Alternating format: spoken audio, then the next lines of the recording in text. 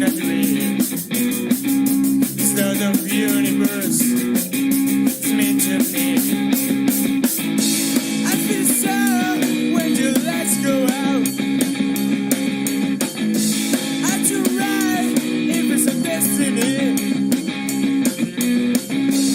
Please God, I'm forced to suffer.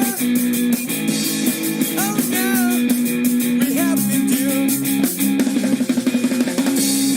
to disappear from this reality. Settle down, try to take. Good morning.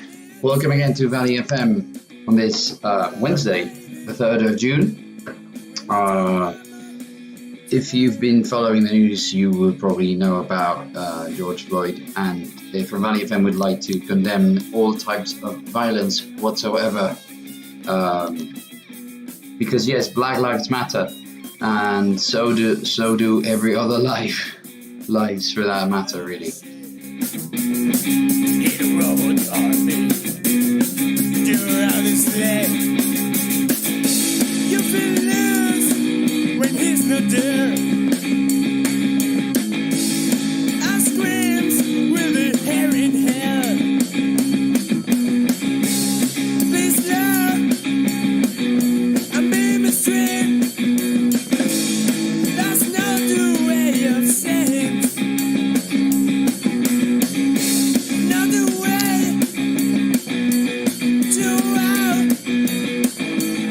to finally banish the leper best.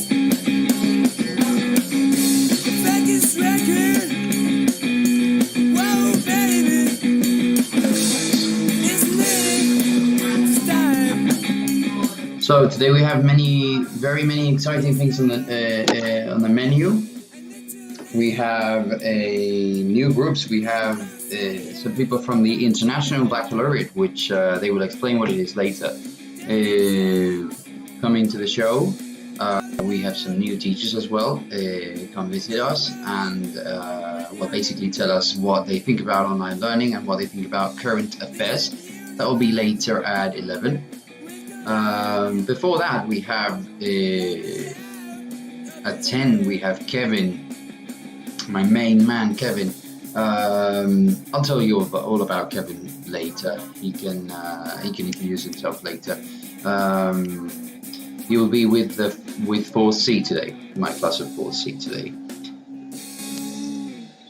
In the meantime, let me say hello to my first of baccalaureate. Hello, guys. Hi. How's it going? It's going. It's going. You will probably recognize Alice from a couple editions from 2 years ago from Valley FM. Alice, how's it going? You said it's going. Tell me something new now. How are you feeling? I just woke up. What's like that? 5 minutes ago. Say it again. I just woke up. Oh, you literally just woke up. Wonderful. Yes, but I started reading, so I'm very awake. This is something we talked about last Monday, isn't it? It is. Waking up to class, basically. So, are you having breakfast as we speak, or are you No. planning to? No. I have breakfast in the break. Hands up if you're having breakfast. Anybody who's having breakfast right now, or about to begin. Well, I will start preparing it in a minute, but now, no. Okay, I could only see Hannah's hand up, because we have in this tool that we were talking about last Monday, Microsoft Teams that we use to do online lessons. We have this very new icon that they incorporated 2 weeks ago, which, to my humble opinion, is not perhaps the best of times, because we were about to finish. It was almost the end of the school year. I say they incorporated this icon of a hand that's very attractive, let's say, and you want to press it all the time. At least that's how I feel about it. It's like it's calling me. And the other day, if you remember, we were saying that even if they decided to put a different icon like a kiwi or a banana or something, you would want to click it even more because it's new. And looking at the same interface for 3 months doesn't help. Am I right or am I right? You are No, right. I think not. Oh, thank you. You don't think I'm right? No. So you think the hand is more attractive than, say, a banana, or the opposite? Yeah, like it's more useful. Yeah, it is useful, obviously, but what do you think would have been different? I'm interested. What do you think would have been different if we had this icon from the start, from like the was it the 13th? Yes, the 13th of March.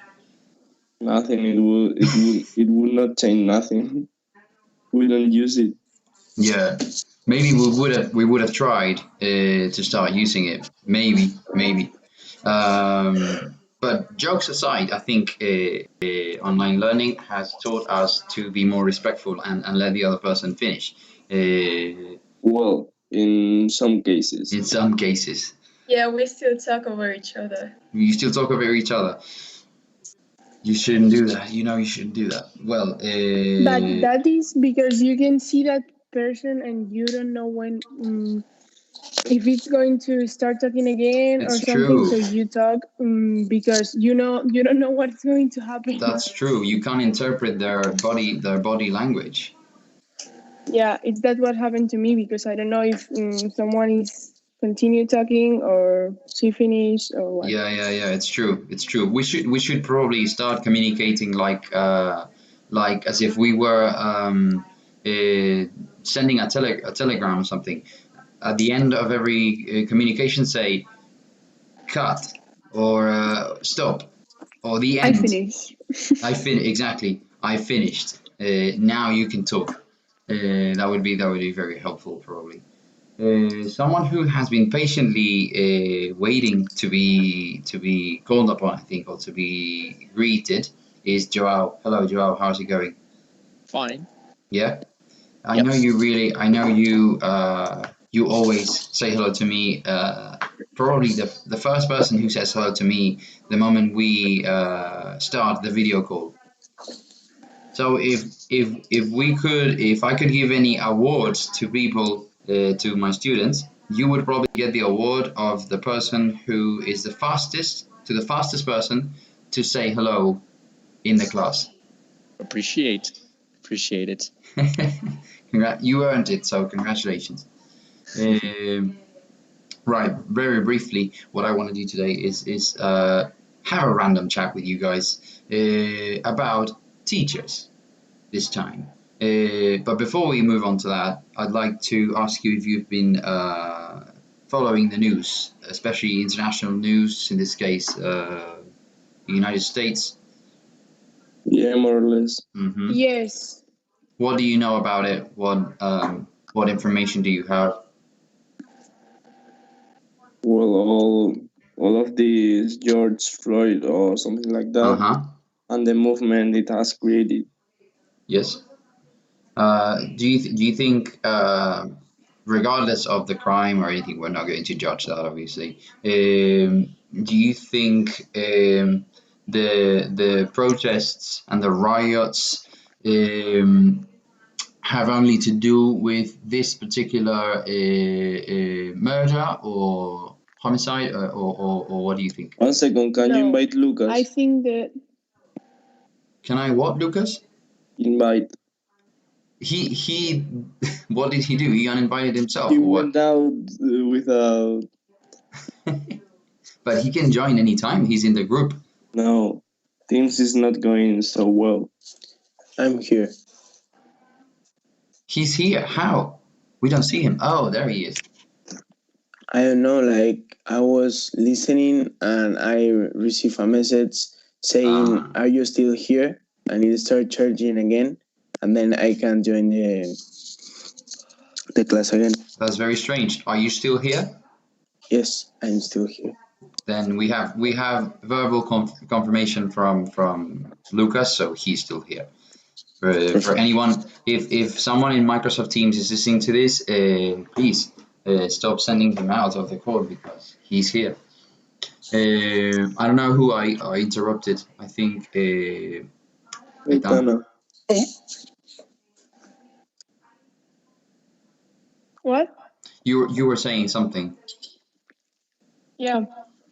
I think it's not only about this. I mean, this was the moment when people freak out because yes, it just it's not only what we see in the news. I mean, people that live there knows what is happening and what racism is going on, and I think they just. There is an expression in English. We say this was the last straw. You know what straws are? It's that device you use to drink from. Sometimes cups from the cinema, for example, or McDonald's or what have you. So you say it's the last straw. We say in Spanish we say this was the drop that spilled the glass, right? We say in Spanish. Yes. Well, it's very the idea is the same. This was the last straw. I think it fits more or less with what you were trying to say, Aitana, that it's it's the latest insult or scandal, as it were. So yes, that more or less goes in the direction where I was aiming my question. Really, I think that people must be very unhappy for something like this to go so bonkers, we say in English in the UK, crazy. So obviously with the fear and the we've had similar experiences here in Spain, or we are having them with if you put in the same operation people who have been locked down in their houses with their families in an economically difficult situation for 3 months or 2.5 months, and you mix it well with bad politicians or bad poor political decisions, etc., what you get is revolts, basically. Don't you think? But they don't have been in quarantine as much as us. It's true. That's true. Yeah. So I can't imagine what it could have been like if they had been quarantined like us. I think it's not the moment to do that. Like I support the movement, but I think it's not the way they are doing. I agree with Hannah. You mean obviously? I suppose you mean the riots, the violence, the looting of. That, and we are in quarantine. We are in a pandemic.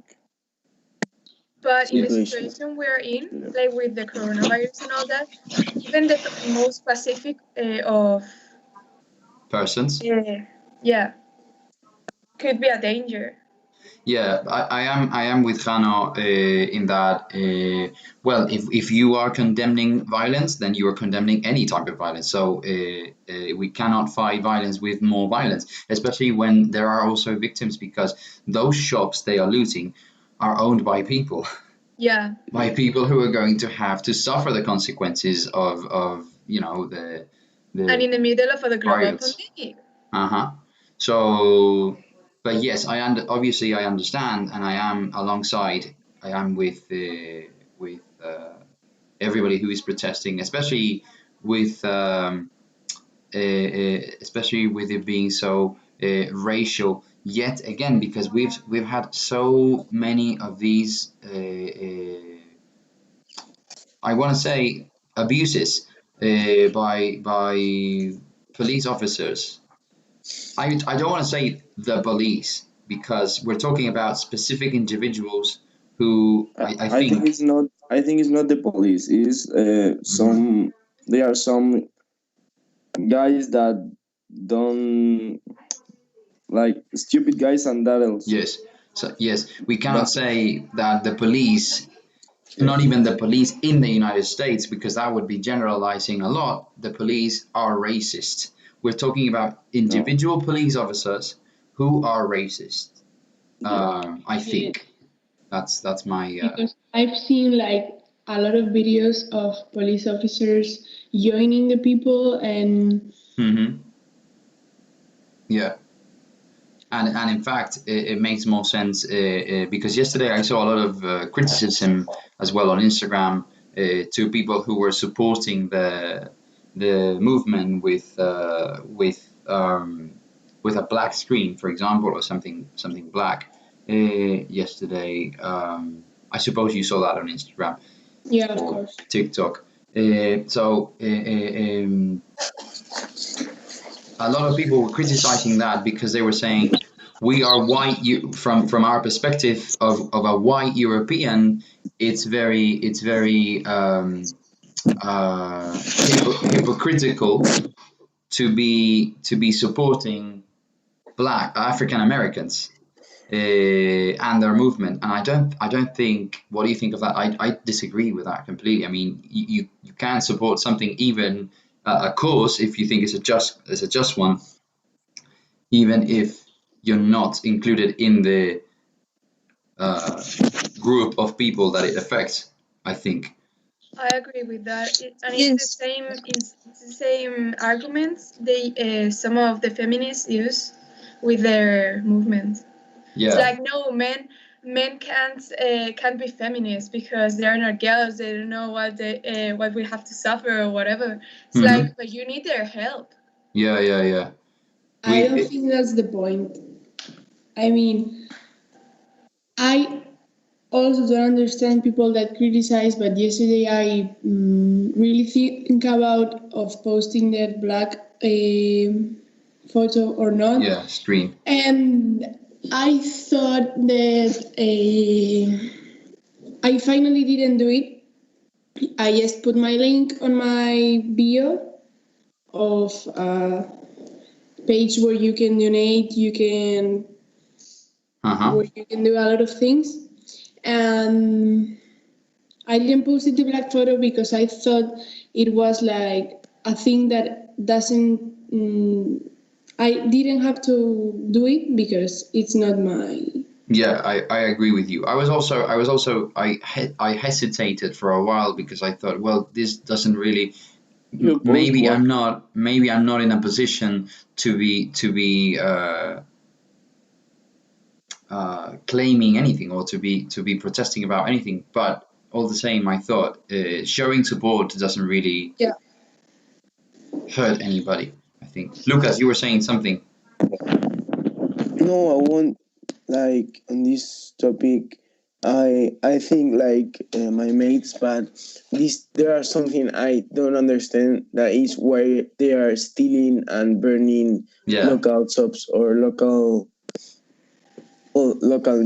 shops. Like, Yeah. What they have to do with the racist abuse, or I don't know.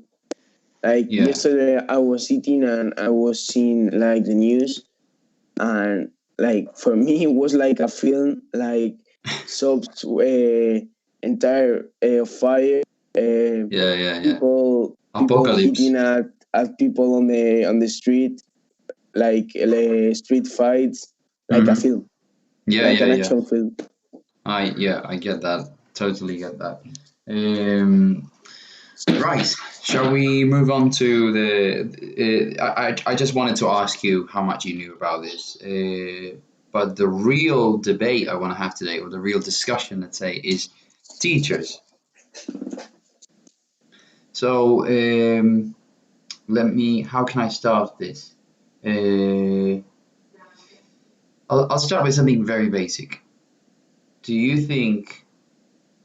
Well, what makes a good teacher?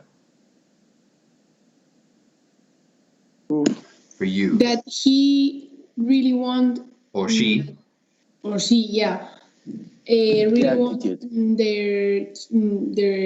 kids she or he is teaching to learn.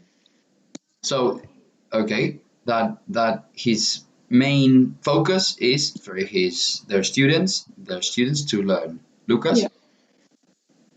I feel like cercany. I don't know if it Yeah. an aptitude. Have the empathy with Oh, the closeness. Proximity, I think, is the word you were trying to look for. Yes, or Proximity closeness. and or closeness, that he or she is close to you, that he wants to understand you, that he is empathetic or sympathetic. Yes. Okay, those are all very good qualities. Other qualities that they should have. the empathy they have with you, like they don't know what you have out of the school. Exactly. Try to have an open mind, and be wary that students are not just don't just sleep there Students like in the yeah, school and appear when you come into the room. They have their lives, and they obviously. Okay. What else? Anything else?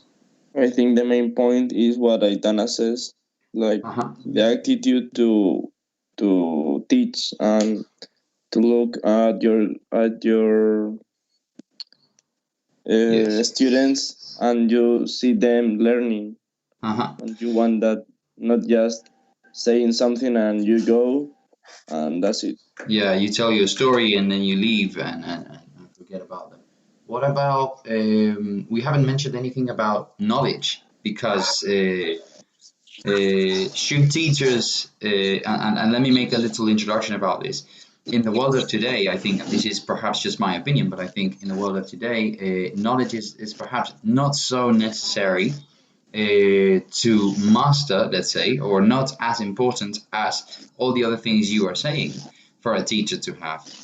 Why do I say this? Because, well, all the knowledge in the world is in everybody's pockets or in front of them. I'm talking about technological devices such as your phone or a laptop.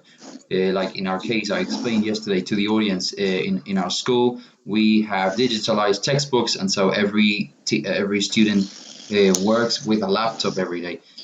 So with that in mind, one has to obviously ask the question, what do I need a teacher for if I have all the information in front of me? So what about content and teachers? What should be the relationship between those two terms now? I think that a teacher may like explain something in a more specific way to each student, knowing like what they're like. I don't know how to speak today. No, you were going well, yeah. That's fine. Like knowing that they don't know how to do something, they can start by there. Like start by, I don't know how to do this thing, so I start explaining that thing and then go to what I was trying to explain in the first place. And so the internet won't do that. They'll just tell you like how to do something literally. Yeah. And if you do something before that, you won't understand. Absolutely. I think I am with you on that one. You're absolutely right. They can, if not, perhaps the content is not as important as how to approach it, and that's something they can help you with, because I am a teacher as well, because we have walked that path, as it were. So in our subject matter, let's say for example, I am an English teacher. I can tell you the steps I have followed to get to where I am right now. If you're interested, obviously, that has to work both ways. Right. Other qualities that we haven't mentioned? Okay. Now, I want this conversation to be a little juicy, so let's just say, do you think all the teachers you have or you had this year possess those qualities? And if so, in to what extent? How, in what capacity do they possess them? How much, basically? I think there are teachers and teachers. Yes, that's what I'm interested in. Teachers and teachers. I could name today's show that specifically. That could be the title of the show. Teachers and teachers. Expand, please. Everyone has their qualities and everyone has their negative points, but I think we are not anyone to criticize Yes. their way of teaching. we're not here to yeah, no. My intention is that we criticize, and obviously we won't say, if you don't want to, you don't have to say any names. We should always be respectful.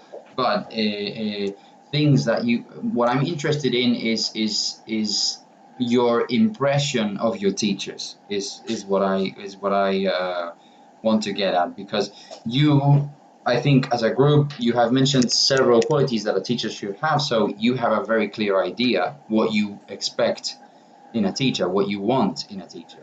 Now, my question is, in your reality, does that happen? Do you have that? Do you have teachers who possess those qualities? Yeah. Some teachers not. Some teachers do, some teachers don't. Okay, so for those who don't, yeah, no, go ahead. Every teacher does, but they sometimes forget that we have other stuff, and they just go too hard on us. Yeah, it's what Hannah said. Like, whoa. Well, it depends on the class they're teaching. Yeah. I remember that in La ESO there was this teacher that I didn't go to her class, but it seemed like she had very difficult classes with the people of our year, but with other classes, she had a great time, and the students said she was a very good teacher. But if you ask someone that went to her classes in our year, they'll probably talk a lot of shit about her.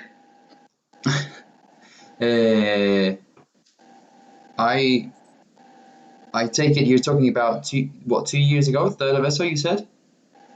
No, in La ESO in general. Oh, in ESO in general. Okay. All right. And so yeah, that touches upon another idea, I think, which is the relationship between students and teachers, and taking into account what Hannah started saying, and I think it's the same idea, that teachers should be wary that students are people. I think it works both ways, obviously. And you guys, I think, are aware of that fact, because you just mentioned, well, there are teachers and teachers. Some teachers possess those qualities, some teachers don't. So you can acknowledge that they are human, that we try, that some of us have certain capacities, but lack others, and the other way around. So also being aware of that fact from a student's perspective, I think, helps develop a healthy relationship, or a positive relationship between students and their teachers. What I'm trying to say with this is, do you think how much do you think personal relationships affect learning or teaching, or both? 100%. 100%. Other people? But like in their private lives or with students? No. Well, if you think it does affect you in your private life, also I'm interested in the hear last it. mark you receive. In the last mark you receive, in how much you learn, really. More than marks, I'm interested in the learning process, because yes, marks are numbers, we've talked about this, but marks are just, marks. Sometimes they're more subjective, sometimes they're less, they're more objective. So, and you know that with one teacher you might get certain marks, and then the next year with a different teacher in the same subject you have very different marks. So that says a lot about marks, I think. Yeah. But I'm talking about learning, the learning process. How much do you learn from, and now I'm trying to think of myself as a student, when I was a student not so long ago, I'll have you know. When I was a student, I remember having teachers that,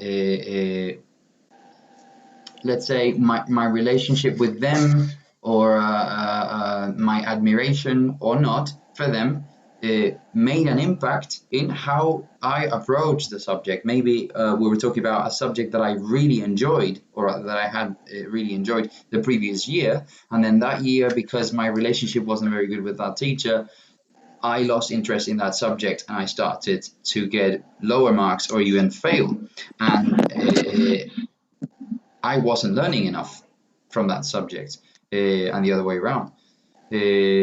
Sorry, I think people are raising their hands. I don't know if that means that they want to speak. I suppose that is what Yes, it means. I Lucas. want.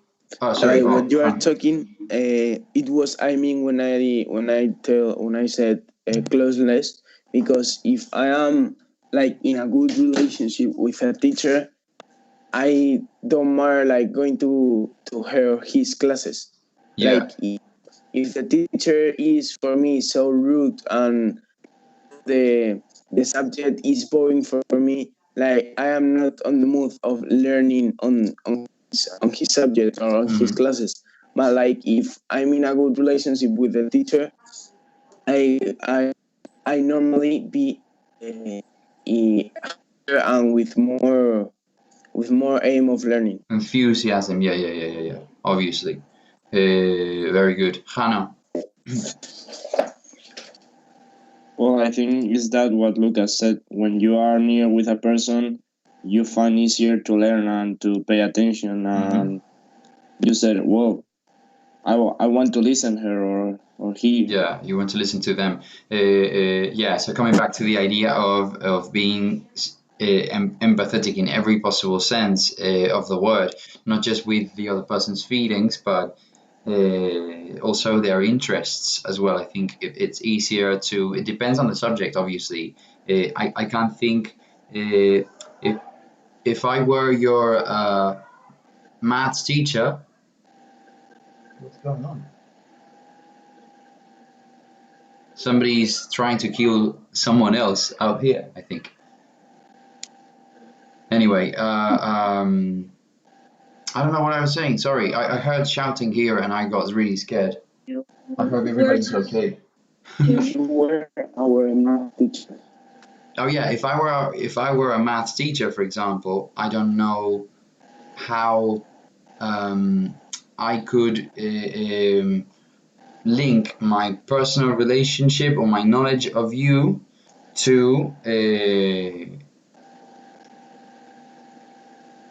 your learning process, let's say, because I'm not a maths teacher, so I don't know how to link maths to your free time, for example. But every teacher adapt to its capacities. Yeah, obviously.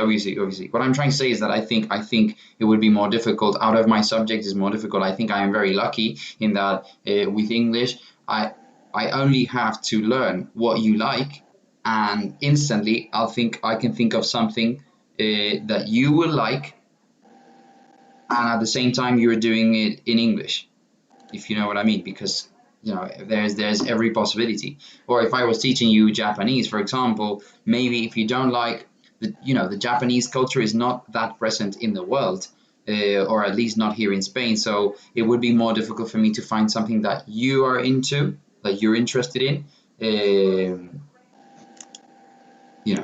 and it's making you learn Japanese, if that makes any sense. But obviously that is, I think, the job of a good teacher.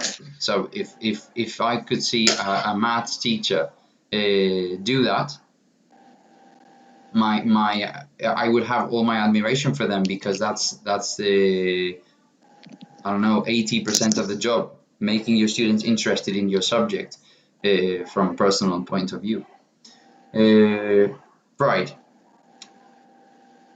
More things. The opposite. Have you ever had the experience that because your personal relationship with the teacher, or how close he was with you in the subject, etc., you have felt that you made more of a progress? Yeah. Yeah. Can you give examples? Because I like through the ESO with a teacher, I was like pretty much friends with him, and sometimes I felt like people didn't listen to him, so I tried double as hard because I respected him, because he respected me.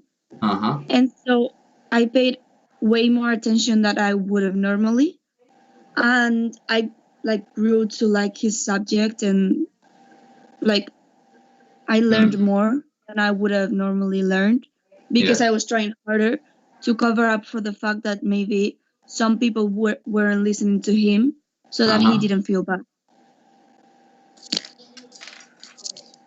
That's very nice of you, actually.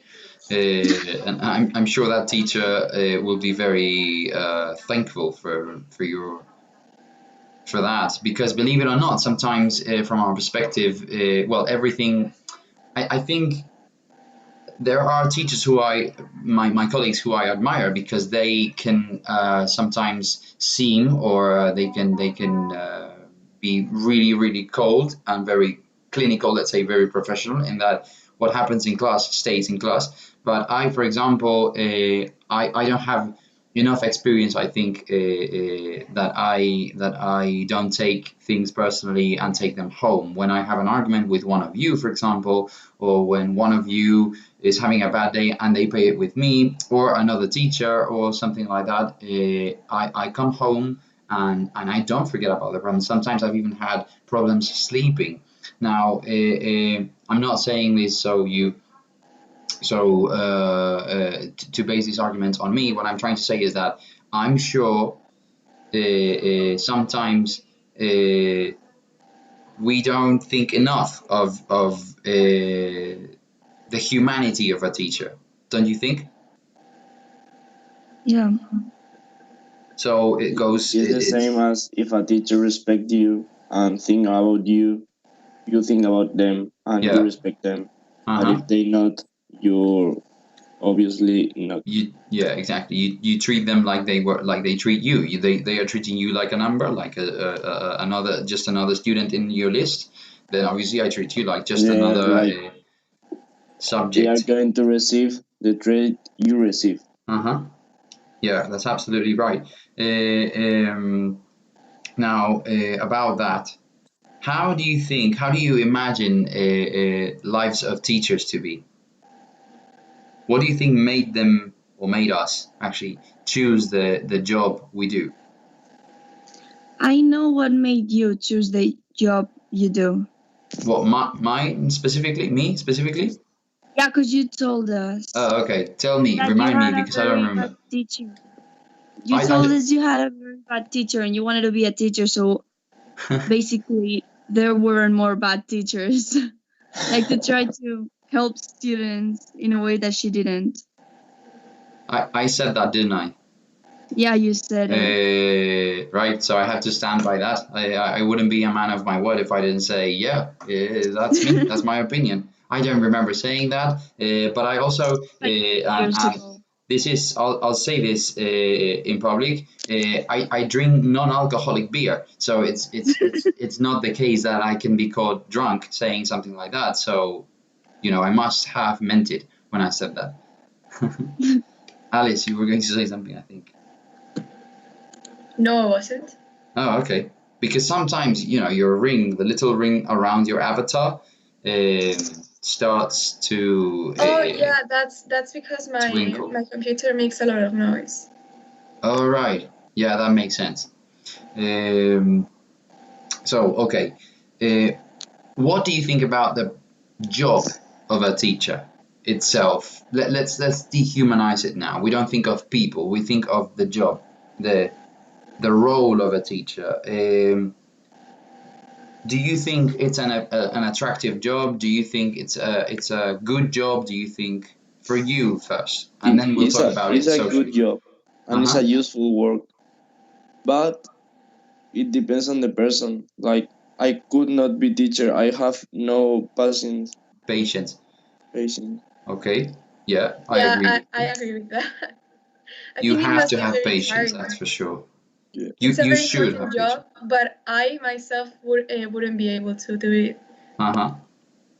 Well, it's very good that you think that it's not for just everybody, because some people think quite the opposite. I think not many people, obviously, but I've heard arguments sometimes say, "Hey, it's the typical argument that we get from a brother-in-law, let's say, like we say in Spanish sometimes. Hey, what holidays you have, huh?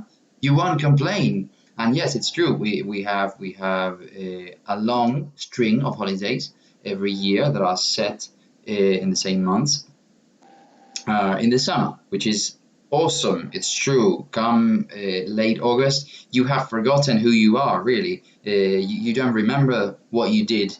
So it's great in the sense of stress release, let's say, or relief. But it also goes with the job. I would say it's necessary, very necessary, because of the emotional component of the job. You are face to face with, every time you go into a class, there are 30 or 26, whatever. There are 30 different personalities, 30 different psychologies playing all at once, and you have to deal with that.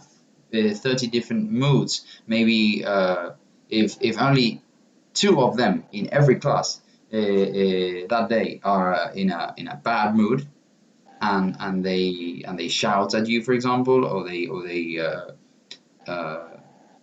reproach you something, we you suffer.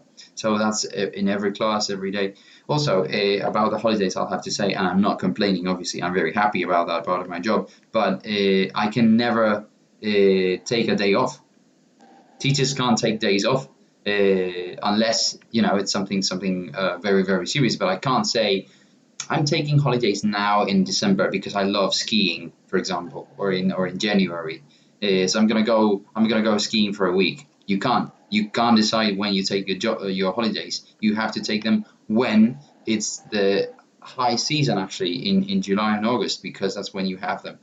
So yes, I know about holidays, but yeah, mainly yes.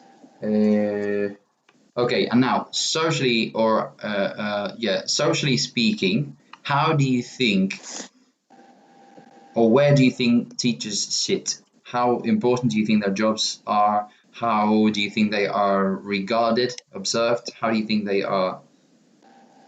I think their jobs are very important, but they Yes. aren't necessarily like regarded as they should be. For me, they are very important, but they are also menospreciated, like Undervalued, you mean? that undervalued. Like there are like a hierarchy. Like it's more important to be a university teacher than Yes. a LISO teacher. But in fact, the job is the same. Like okay, the knowledge is harder. So I understand they take into account that it's difficult to become a university teacher. But education is education, and education is like the base of a country to improve and to continue being prosperous. So for me, it doesn't have the importance it needs. Yeah, I agree with and you. also in LISO and in primary, the kids are still forming. In universities, like, well, you go, you learn, and that's it. You are not educating no one. I think you're right, and I'm gonna make a very strange metaphor, but I think you will like it. I think university teachers are like super international rock stars. They in that they once they are, think of, well, I said rock star, but think of Bruno Mars, for example. Bruno Mars only goes where where he wants, like big capital cities of places. Wherever he goes, he knows he's gonna be a really big stadium or venue, and you need to pay a lot of money to go see him. So let's say only the best of the best go see him. Let's say it's the same as university.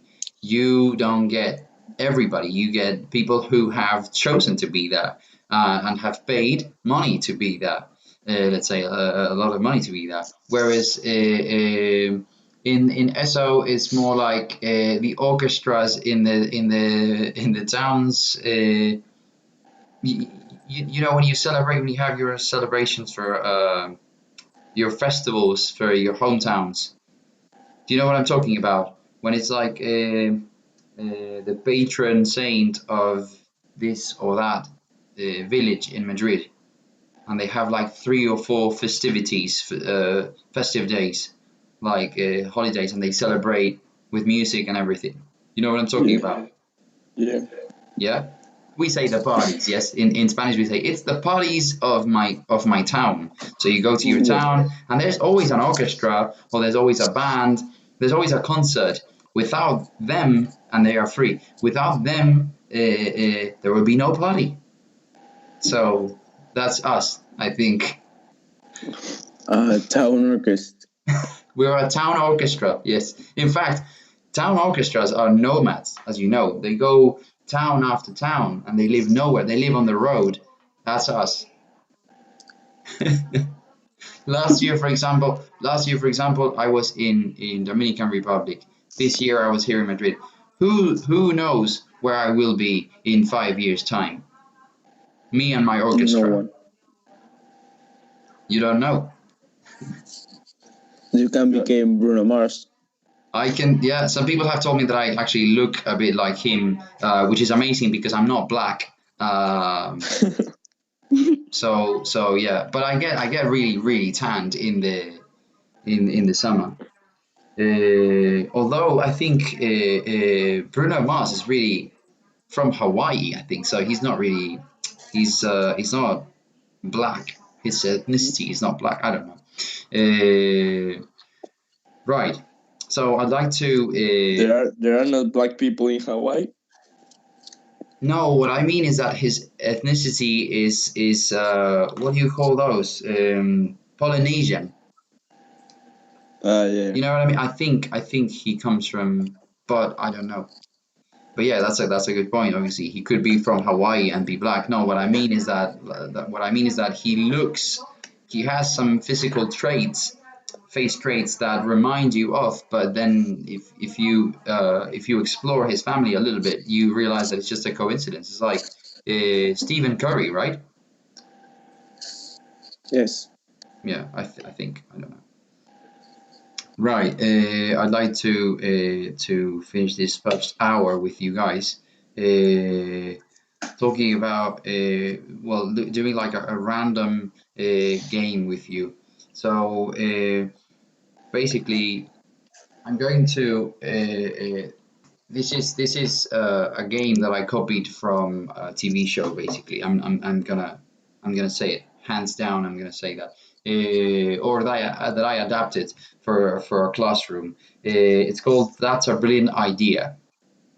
I think we've played this before, not many times, but we must have played a couple times. So I'm going to basically, I will give you, one of you specifically, a sentence that is absolutely preposterous. Do you know what preposterous means? It means you cannot possibly agree with that. It's a scandal. It's a sentence that when we say in Spanish, there is nowhere to take this from, right? We say that in Spanish sometimes, something to the effect of that. There's nowhere to take this from. So that's preposterous in English. And yeah, what I will do is I'll give you a sentence that you have to defend, even though it's undefendable. Are you ready to play? Come on. Yeah. Yes, that's the spirit. So I'm starting with Hannah. Traveling, well, this is not very preposterous, but traveling should be made mandatory by the government. Obviously. Oh, sorry, I forgot to explain the rules of the game. I'm a brilliant host of any game, and also teacher. You have to start your defense of this with "That's a brilliant idea," and you have to keep defending the idea until I tell you "thank you," and then you can stop. Okay. So That's a brilliant idea because we would pollute less because they would be more less traveling, and also like we will form in our country and we will progress in our country, and every country will be in his position, like I help my country. German do his job. I do my job, and we are in the position we have fight for. Okay. Thank you. I think you understood What it what the was the opposite way, sentence? really. The sentence was, but you defended what you understood very well, so I have no complaint with that. But it's quite the opposite. I said that it should be made obligatory. Mandatory means Uh, obligatory, so it should be made. But it's brilliant how you did it. Well done. Next, Joao, you haven't said much. Books. Joao, are you there? Yeah. Great. Your sentence is this: books should be given for free. I have to say at the beginning. Repeat. What I have to Books. say at the Oh, beginning. No, that's a the that's beginning. a brilliant idea. That's a brilliant idea because books, although others, they should be paid because. Well, no, sorry. Let me repeat myself. Sure. Would be free because books are sources of knowledge, and knowledge is something that everyone should have. So it's the only that knowledge is the principal weapon of a human being. Why do we have to pay for having something that belongs to us? Very good. Thank you. You will remember, I'm sure, if the audience who is listening to us right now is acquainted with the program or is an old fan of the program, you will remember Joao. Joao, you want to say anything to the fans? Not so much, but Not so much. Not so much, but I'd enjoy the shows and join us every day. Right. Next. That sounded like an order. It is an order. It comes from Joao. It's a threat, actually. Aitana. Aitana, Yes. you there? Yeah. Yes, Right. I'm here. The white race, white skin, should be renamed with the pink race. That's a brilliant idea because That's a brilliant idea because Hello Kitty were pink and we have to be pink because Barbie is all of Barbie is pink and we are Barbie. Everybody has a Barbie inside of their hearts, really. Yeah, Deep inside, we are all Barbies, or we would want to be. Or Hello Kitties. Or Hello Kitties when we're kids. You can divide in Barbies and Hello Kitties. Because Thank you. That was very funny. Alice. Hello. Hi.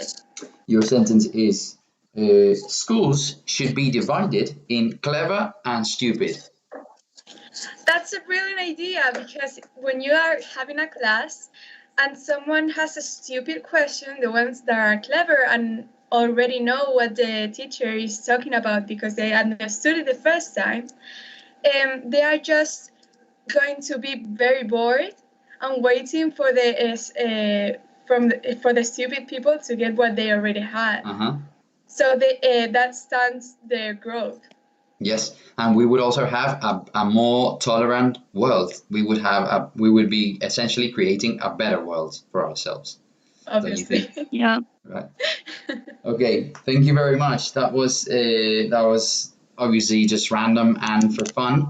But we will be back after this break now later with more of this random stuff and also serious stuff. Thank you very much, guys, for joining me today and giving me your opinion on teachers and current affairs as well.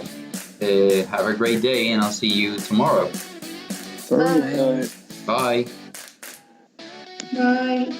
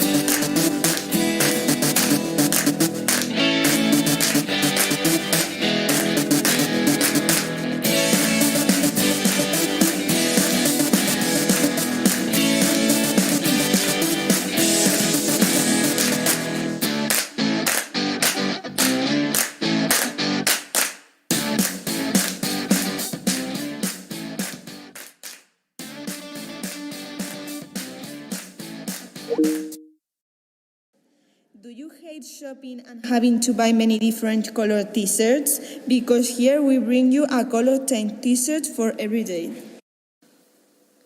Are you tired of watching Netflix alone? Did you cry watching The Kissing Booth? Do you want a Marco Diaz or Adriana Gresti in your life? Do you spend more time in the friend zone than in your own home? Then download Salupa, a dating app for El Valle students. With this app, you will find your own Noah Flynn. Salupa, the best choice for your lonely life. Do you think your parents might kill you if they go to your tutoria? Do you want to be able to leave early whenever you want? Then you should hire our services. We offer actors to play your mother or father and go to your tutorials instead of your real ones. And give you fake permission to leave early. Only for a small fee. Call us.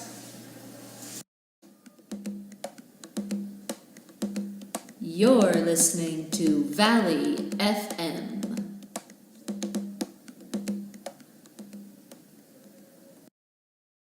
Tired of leaving school and having to take the bus? Do not suffer anymore. Now, with our premium limousine service, you can go home comfortably, and the best thing is that you will not have to share a seat with anyone. Before, at 50 euros a month, now only at 49,99.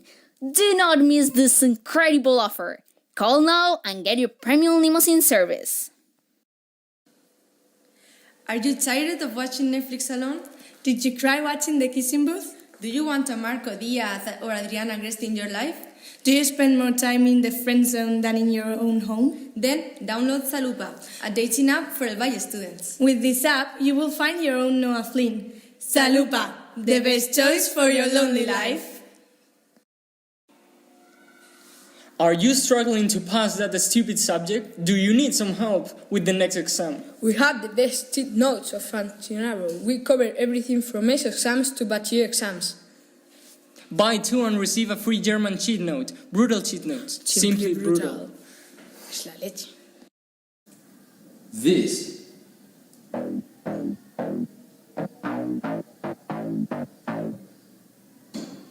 is Valley FM. Are you tired of your backpack of always? Here you have a purchase for a brand new backpack every day. There is a novelty in the market. The new Ruben juice comes full of vitamins so that children never get tired of playing and never stop speaking English. Valley FM. Everything the light touches is the valley. Valley, valley, valley. Are you tired of watching Netflix alone? Did you cry watching Monsters, Inc.?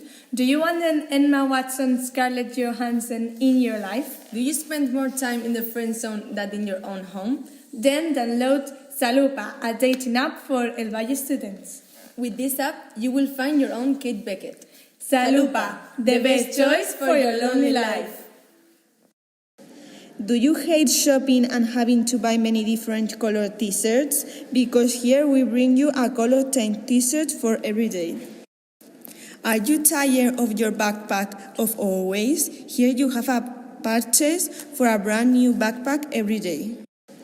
Do you hate shopping and having to buy many different colored t-shirts? Because here we bring you a color themed t-shirt for every day. Valley FM.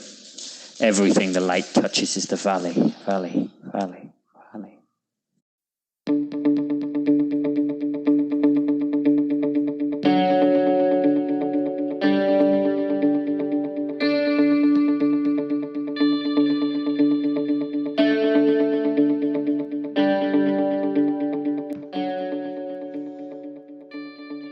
Okay, we're back from that break.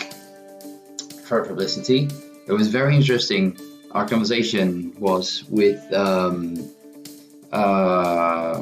first B of baccalaureate, my class of first B of baccalaureate, about teachers.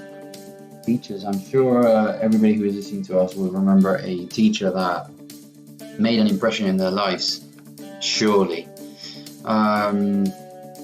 Next up now is our fourth of ESO, my fourth of ESO students. I've already talked about them and I've introduced them. Kevin, who I haven't spoken about him yet, but he is one of our Native American teachers in the school. Native American as in from the United States, not Native American, a descendant from someone who was native from that continent. Although that's debatable, I suppose. Hello, Kevin. Hey, good morning. How's it going?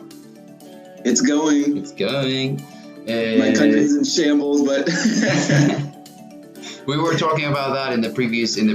Well, we mentioned obviously the issues in the previous hour with our first baccalaureate students, and it was very interesting what they thought actually about that from a European mindset of the problem.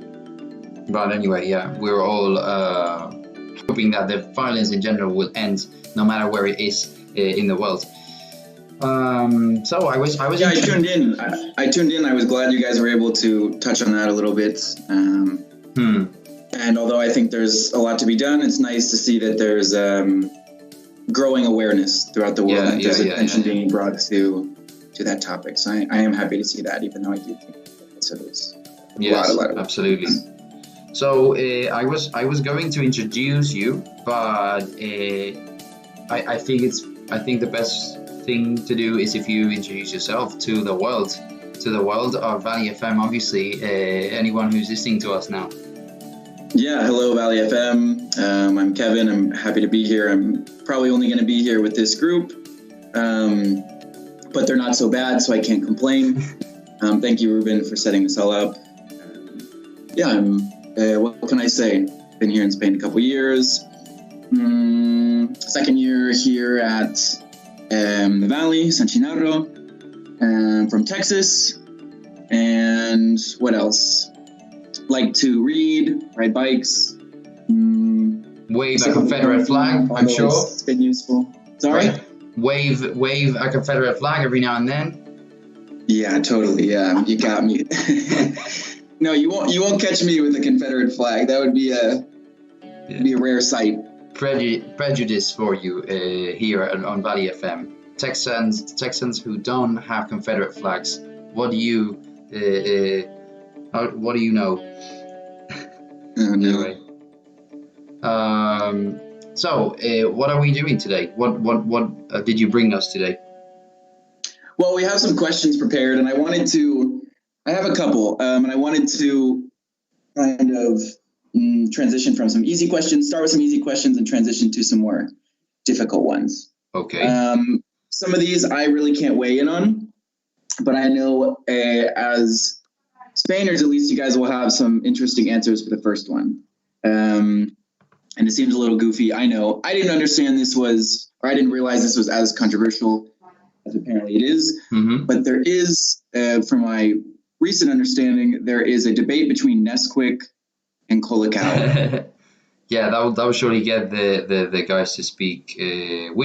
That reminds me, we haven't said hello properly to them. Hello, guys. Hello, everybody in Fourth Veso C. Hello. Hello. Are you feeling okay? You feeling energized today? Energetic? Energized. Yes. Yes? Great. So let's jump onto it.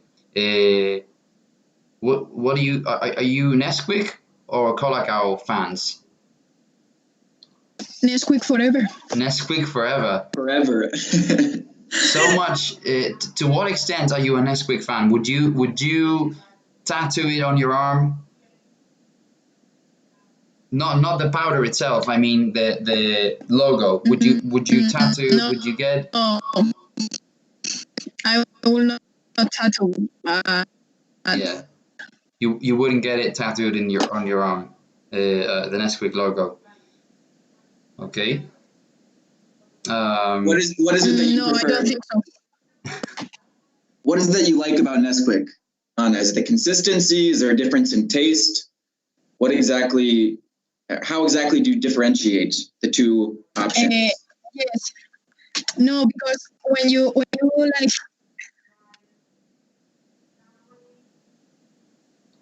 is having some technical difficulties as it happens. Because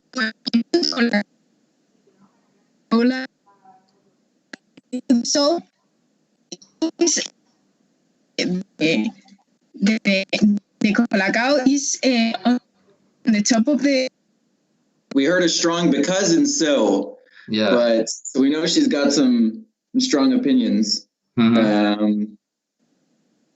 Yeah. But unfortunately, we couldn't make out all of that. Anna, for some reason, today we can't hear you well. It looked like maybe Maria wanted to speak about this as well. Was that you, Miss Maria? Yes, I prefer also Nesquik because the Colacao has like lot of chocolate on the top, so I don't like that. Do I recognize this voice? Where have I heard you before? Let me ask you something. Are you tired of your backpack of always? You don't even remember, do you, Maria? No. No, it's an ad you recorded for 4th FM, which I am using again in Valley FM. So 5 minutes ago, before I called you guys, your voice was going in one of the ads, asking if we're tired of our backpacks of always, which is a very sweet sentence. I wasn't aware there was a Valley dating app. That's news to me. I thought these guys were a little too young to be on dating apps. But it's a dating app for the Valley students, really. So we're out of bounds there. I thought the dating app was called Going to Class, but yes. Sorry, Maria. So Maria, you said and so you said that there's with Nesquik. Or sorry, with Colacao, you said there's chocolate on top. Like it doesn't entirely dissolve. Yes. So the consistency is a little bit different. Yes. Okay. Would anybody like to make the argument for Colacao? I don't buy neither Colacao or Nesquik because I don't know. But if I could buy one of them, I would buy Nesquik. But I really don't like it because I don't buy Nestle products. Oh yeah. Okay, say why. And before that, we'd like to say hello to everybody working in Nestle. Yeah, I mean Coca-Cola also. That's two brands. They like how do you say? They use palm tree and other like products that are bad for the forest and also for us. Mm-hmm. So I don't buy them, but I'm not saying that Nesquik is good. I like it, but I don't buy it. Yeah. Well, obviously, we respect everybody's opinions, and you clearly have an opinion based on your thoughts and your insights on the matter. So, well done, I guess. I for one don't buy Nesquik or Colacao, but because I don't drink chocolate milk. But I have to say that the chocolate powder that I eat, it's terribly tasty. Terribly tasty. Yes, because it's more cocoa than the others. It's not sweet. Would you sorry, I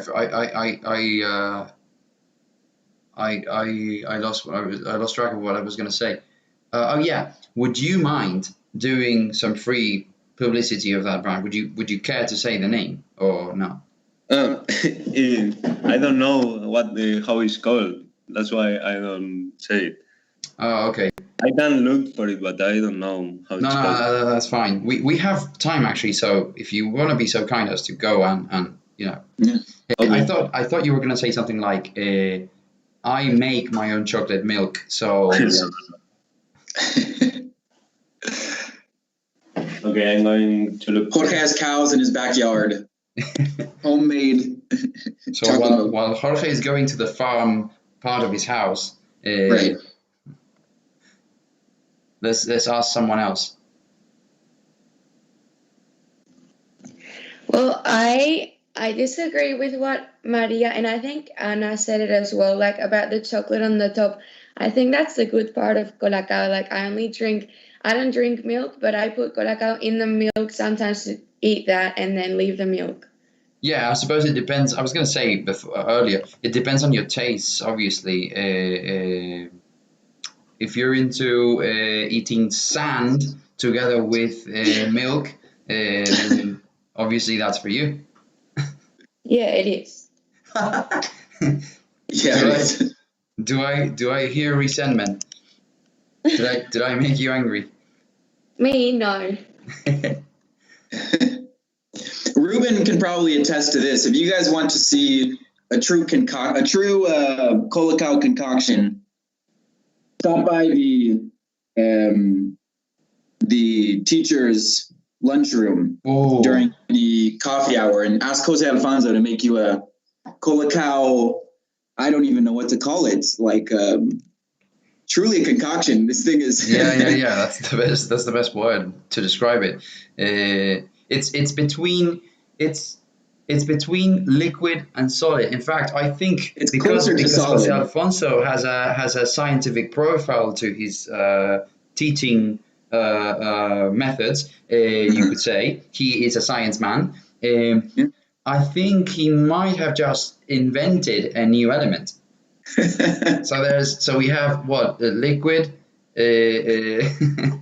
solid, gas, ether, I think, and the concoction. His concoction. We'll have to ask him to give it a name.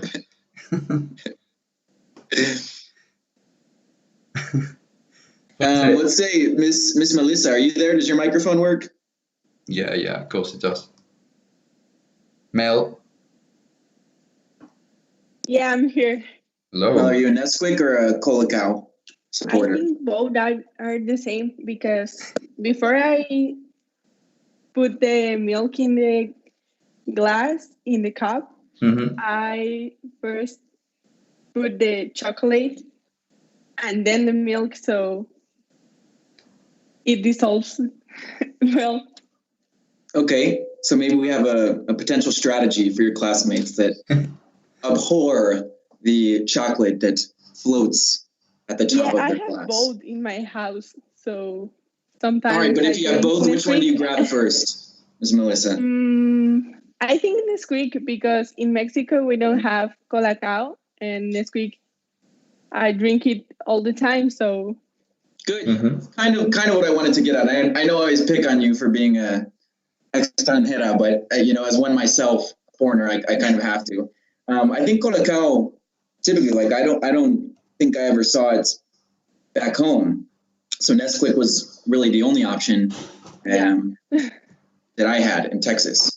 And I know, and I'm surprised that nobody's arguing for Colacao, because I've had this discussion with some of your peers. Maybe nobody wants to be a devil's advocate live on air, which is okay. But I thought somebody would make the case for Colacao. Moving on, is a hot dog a sandwich? and think about it before you answer. Is a hot dog a sandwich? Of course not. Of course not. Why not? How? Okay, well, make your case. Because a sandwich is bread, something in the middle, and other bread, and And what is a hot dog, Miss Melissa? Pause there. Hang on. Yeah. All right, so we have a hot dog first. I'm going to illustrate this. Yeah. First, bread. Something in the middle. But the shape is different. I don't know how to explain it, but I don't think it's that. Are you a hot dog racist, Melissa? Is that where you're coming? No, I really don't like hot dogs, but neither sandwiches. But what don't you like about hot dogs? Is it the bread? Because you're saying that because it has a different shape, you're essentially saying that you don't like anything that's different shape to the mainstream shape. So no. So people with only one arm are out of they're not human beings for you. That's more or less what you're saying. That's what I understand you to be saying. No, I Okay. don't know. I think it's the bread. Or in Mexico, we used to put mayonnaise in the hot Yes. dog. Yes. And I don't like mayonnaise at all. So You can eat hot dogs without mayonnaise, Melissa. Yeah, I know, but I don't know what it is. That's acceptable. I think the bread, the taste of the bread, because it's like a little sweet. Look, I don't know how to explain. I have so a sandwich is the true nature of a sandwich depends on the taste of the bread, according to Melissa. Is that correct? I don't know. Because I don't like sandwiches. Oh, so you're a sandwich racist in the end. Yeah, I think so. Okay. I think it's the combination of all that flavors of in bread one. and meat, Yeah. or bread and ingredients. Okay, so Melissa, to the rest of the world, I hate you sandwiches. Yes. So give us a comment in the comment section with the hashtag I hate you sandwiches, and we'll send you a t-shirt with Melissa's face on it. Look, I have right in front of me, and for everybody who's listening to us, I think Kevin can attest to that because I'm showing it to him through our camera. I have in front of me a surprising amount of hot dog buns. It's just three, considering 3 packages, not 3. 3 full packages. No, this is sandwich bread. Okay. I have a package of sandwich bread and a package of hot dog buns, and I'm going to read the ingredients and try and come up with the differences in the bread, since Melissa thinks that there must be a difference in the flavor. I don't know what to expect really, but okay, there's flour, and I'm reading from the sandwich bread. Flour in the sandwich bread, and flour as well. Would you? Well, they're both sandwiches. So yeah. So water, sugar, and then there's a bunch of the letters that I don't understand. Also salt and vinegar. Oh, this one is wine vinegar, but basically, and olive. And sunflower oil in both of them.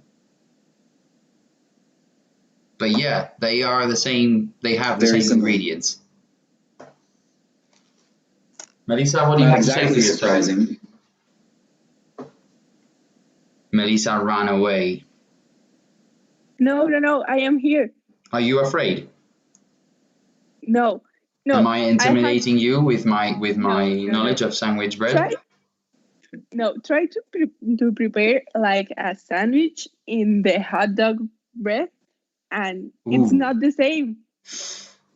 You may have just won the argument. In fact, now that I think about it, yeah. To be honest, I'm on your side now. If you try to make a sandwich with as many things as with sandwich bread with hot dog bun, it's not gonna work. Yeah. Y'all need to come to a Texas barbecue and see a stuffed hot dog then. We can add some chili, cheese, the actual meat. I think we could fit enough in there. Maybe, yeah. If you Subway is all about Subway's hello to Subway as well, by the way. Subway's sandwiches are nothing but bigger buns, I think. Hot dog buns, I think. No, those are baguettes. Oh, all right. Excuse me. So those are baguettes, says the expert. All right, then. Yeah. Yeah, maybe we needed to call a bread expert. Yeah. Maybe that's what the 2 options come down to. Anybody else like to speak on the nature of a sandwich. Nadia, what do you think? Do they have hot dogs in Russia? Nadia? Our Russian exchange student is not ready. That's a shame. What? Yes. Hello to you. Hi. Do they have hot dogs in Moscow? I suppose to. How come you don't know? You should know. You are Russian, aren't you? But I'm a fake. You're a fake Russian? A fake Is that what you're Russian. saying? Are you a spy? Yes. Do you work for the KGB? Remember, this is YouTube Live, so Yes, I can't say. you can't say. Okay, all right. Fair enough. So yes, sadly, Nadia couldn't throw any light on the question: are there any hot dogs in Russia? Do they eat them? Do they consider them sandwiches as well? All right, we can move on, I think.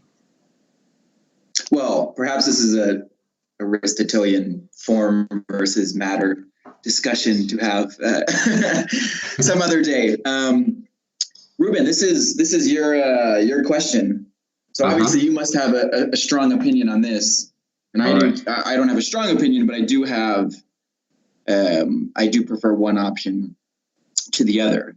And this question is, I don't know if this is something controversial for you guys. When you take a shower, do you use shampoo first or last, and why?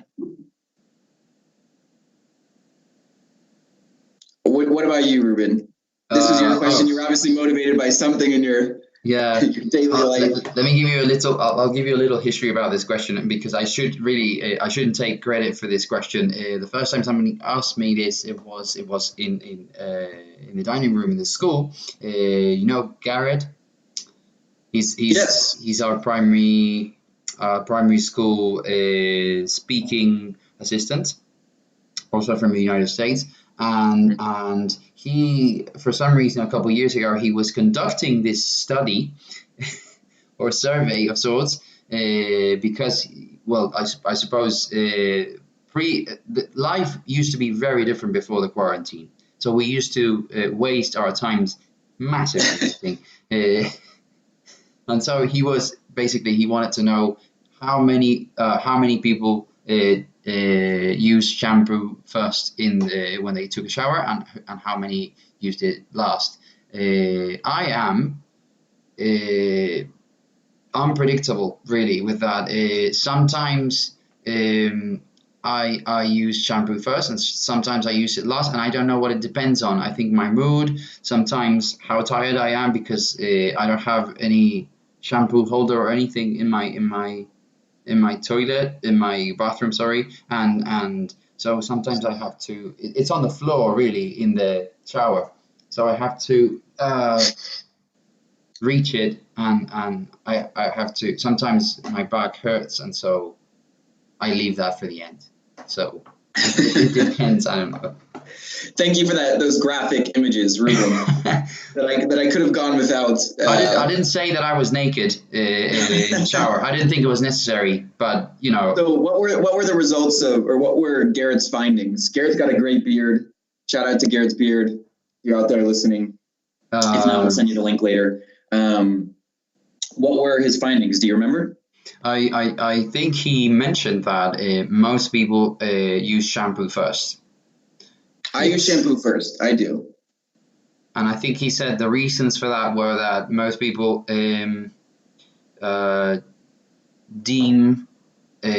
body soap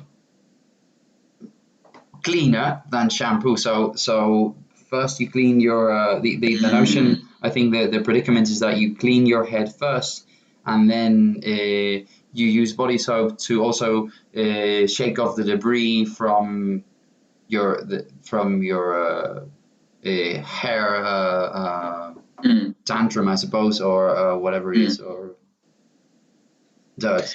Well, let's open it up to the students. Is this a legitimate question, or does it just speak to the thoughts that enter into your head while you're showering, the calm that comes over you while you're showering? I don't know. Anybody particular about this? Does anybody shampoo last? Me? Your shampoo last? Yes, because if I use it first, then when I'm washing myself, the shampoo enters in my eyes. Yeah, fair enough. Well, you can always rinse and then start again with the body, but yeah. I prefer all in. Jorge's about speed showers. He doesn't want to waste any time. I get it. I am almost always the same unless I'm very tired. I want to get it over with very quickly, like I was in the army. Other people, we are interested in how you shower, how you not, well, that came out very wrong, but anyway.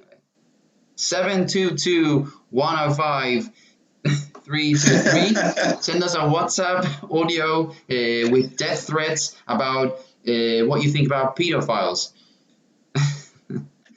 No, you guys, is it shampoo first or shampoo last for you? Jaitha, for example.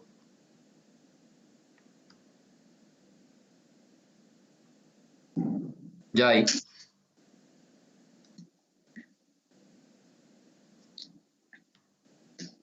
Talk about maybe Yaisa's having her breakfast, Colacao or Nesquik, depending on which team she's on. I bet. But that's okay. We'll see if we can making herself a hot dog this time of day later. Yeah, or perhaps preparing a hot dog could be. Well, Jorge feels strongly. Anybody else? Surely there's got to be somebody else. Yeah, me again. Hello. Perfect. I think that shampoo go first because the head is on top, so it's I don't know. I logical order. Yes. Have a routine, and the shampoo goes first. Shampoo goes first because the head comes first. Yeah. Good. And it's easier to control my hair in the shower when it's with shampoo. So, yeah, I don't know. Shampoo goes first for me. Yeah, I also think you made me think that, and I might be speaking from ignorance, total ignorance here, but I think you guys are doing biology this year. For me, biology is a little rusty, but isn't it that in a fetus, when a baby is being made, let's say, I don't mean the act of making babies, I mean what comes after that, when it's being when it's forming, right? Developing, exactly. Isn't it head first as well? Doesn't the head develop first, and then the rest of the limbs, the spine and the limbs start to stem out of that? Because if that's the case, then your head is always a little older than the rest of the body. So you are right that your head is necessarily always a few days, weeks, months dirtier than the rest of the body. I think so. That's an interesting perspective on that's what Melissa washing your hair post-birth, but I like it. We're taking it to new extremes. I guess, yeah, that's a good point. Melissa talked about the individual's hair. Depends a lot, right? Do you have super curly hair? Do you have super long hair? Is it super short and easy to wash? Other people have to keep shampooing longer. So it depends. I'm right now at the moment, I'm team long hair. So I understand that struggle, like breaking your brush, trying to, very curly hair, so breaking your brush, trying to get something to comb through it. Nobody else. We wanted to hear from Yaisa. She's busy making her hot dog. What about Sergio? Sergio's here, I think. Yes, Sergio. What? Hello. How are you feeling? Good.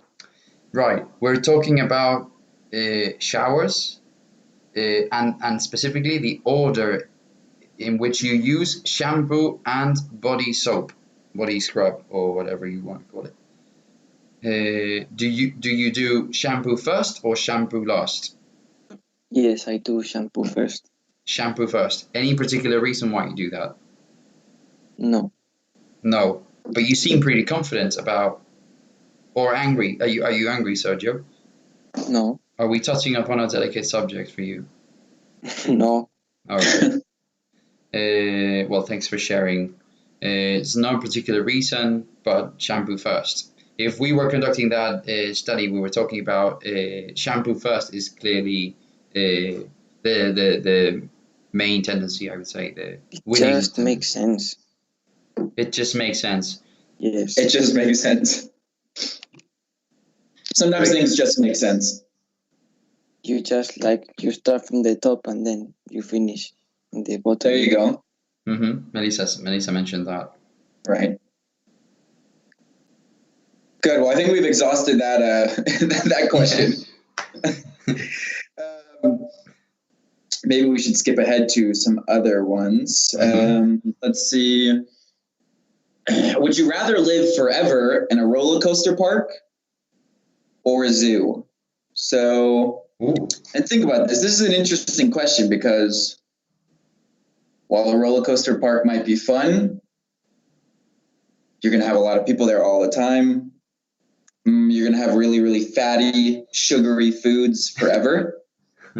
But if you're stuck in a zoo, you become a zoo animal.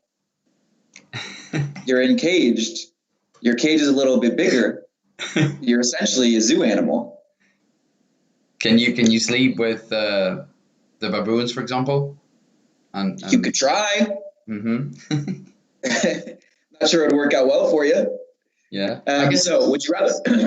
Sorry. No, sorry. I guess it comes down to how much of an animal lover you are. This decision, but yeah, I'm interested. Maria, you're up. What do you think, Maria? I would prefer living in a roller coaster park because it's more fun. It's more fun, and there's always a lot of people, so you can go with others and make friends. And I don't know. In the zoo, there are normally kids, so I don't know. Wouldn't all your friends come and go? If you lived in a roller coaster park, you'd have friends for a day, and then maybe you wouldn't see them again for another year. I guess the same is true of a zoo. Yes, in the zoo is the same because I don't know, and the people come and then they go. They don't stay there, so I don't know. Yeah, well, you would be your social skills would improve immensely because having to meet new people every day and be their host, let's say, to the park in this case, would give you incredible social skills, I think. Yes. Whereas with the living with animals might be more of you might lose your touch. And also linking it to the previous question, perhaps you start forgetting yourself about shampoo first or last in general. You stop using shampoo for good because no one uses it there. No one, as in your family, the other animals. So yes, it also depends then on how much of a social being you are then, because for sure. Yeah. Do you want to be a people's person? Then go for a theme park. Do you want to go for a more solitary, anchored sort of life? Then go for the zoo. I think it would be pretty sad to see zoo animals grow up, get old, and die as well in zoos. Yeah, that'd be terrible. It's fun when you get to see one day, for example, some animal that you never thought you would see, but to watch them there every single day probably wouldn't be the coolest thing ever. Yeah, that's very sad. What do other people think? Carmen, you've been awfully quiet for the last some minutes. Yeah, I don't know. Like, I don't really prefer any. I think like what you guys said about it depends on your social skills. I think you have to socialize anyways, because like at theme parks you have to socialize with like families and probably old people, like not old people but teenagers. And at zoos you probably have to socialize with like little kids and stuff. So I think you have to socialize anyway, so it doesn't really matter. It just depends on like whether you want to be surrounded by animals and little kids or yeah. Absolutely. You're screaming all day.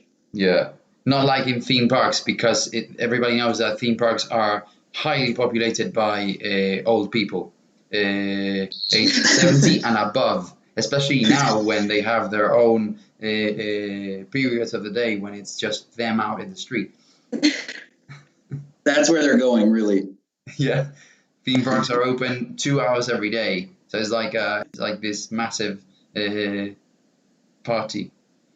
Well, I want to get into some different kind of questions, and I have one, and this is kind of interesting. I actually recently just watched a little monologue from a comedian, and he posed this question. I found this question online, but he talked about this question not 400 years, but 40 years in the past. So the question is, if you were transported 400 years into the past with no clothes or anything else, how would you prove that you were from the future?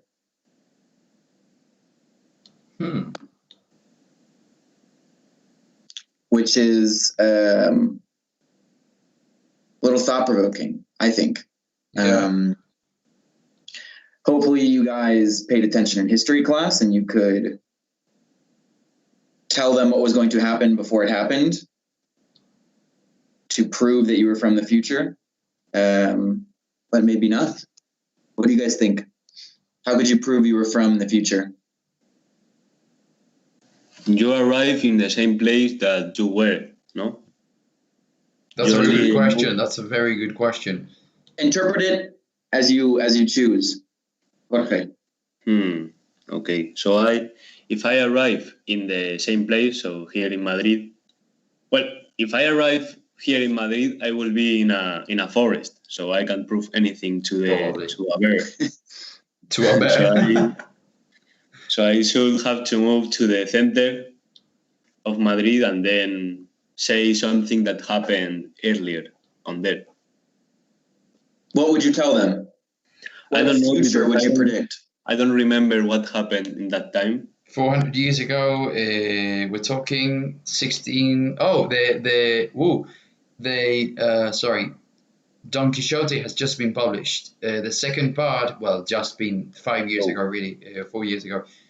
1615 is when the second part of Don Quixote was published. So I guess it must have been a pretty big deal then in Madrid. It's a good idea talking about that. So maybe you can tell them before reading it, he dies.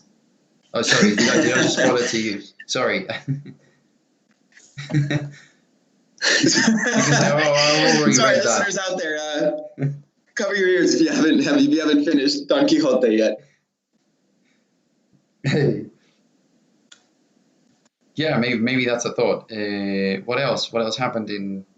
I don't know. Like Kevin said, you guys, for you, it's fresher studying, especially Spanish history. But yeah, early 17th century we're talking about, and yeah, so that's more or less the sort of environment there was. And what about if we twist it a little bit? What about if you could choose? Okay, 400 years ago, but I can choose where I want to spawn.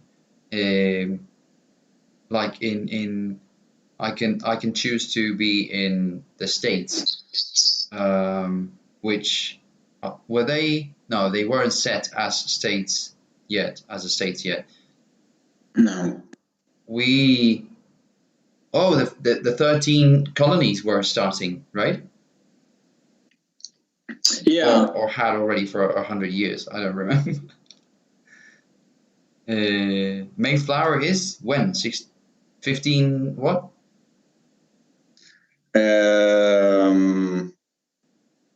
We'd like to say hello to history teachers as well. 1620, I believe, was the Mayflower. Great. So 400 years ago, exactly. So yeah, you can just go there and say and make take a graffiti can, a paint can with you, and go to Plymouth Rock, write graffiti the rock and say it's this one. This get stranded here. Hit this. Yeah, I don't know how I would prove it like in that lifetime though. I guess yeah, I'd have to talk about maybe certain towns that were shortly thereafter founded, or something like that. But any particular, maybe I would remember enough to talk about like what was going on in England to be able to prove to them that, or like different trade routes or things like that. But what about 40 years ago? Let's change it to that. If you guys had to prove to Madrileños 40 years ago that you were from the future, how would you convince them?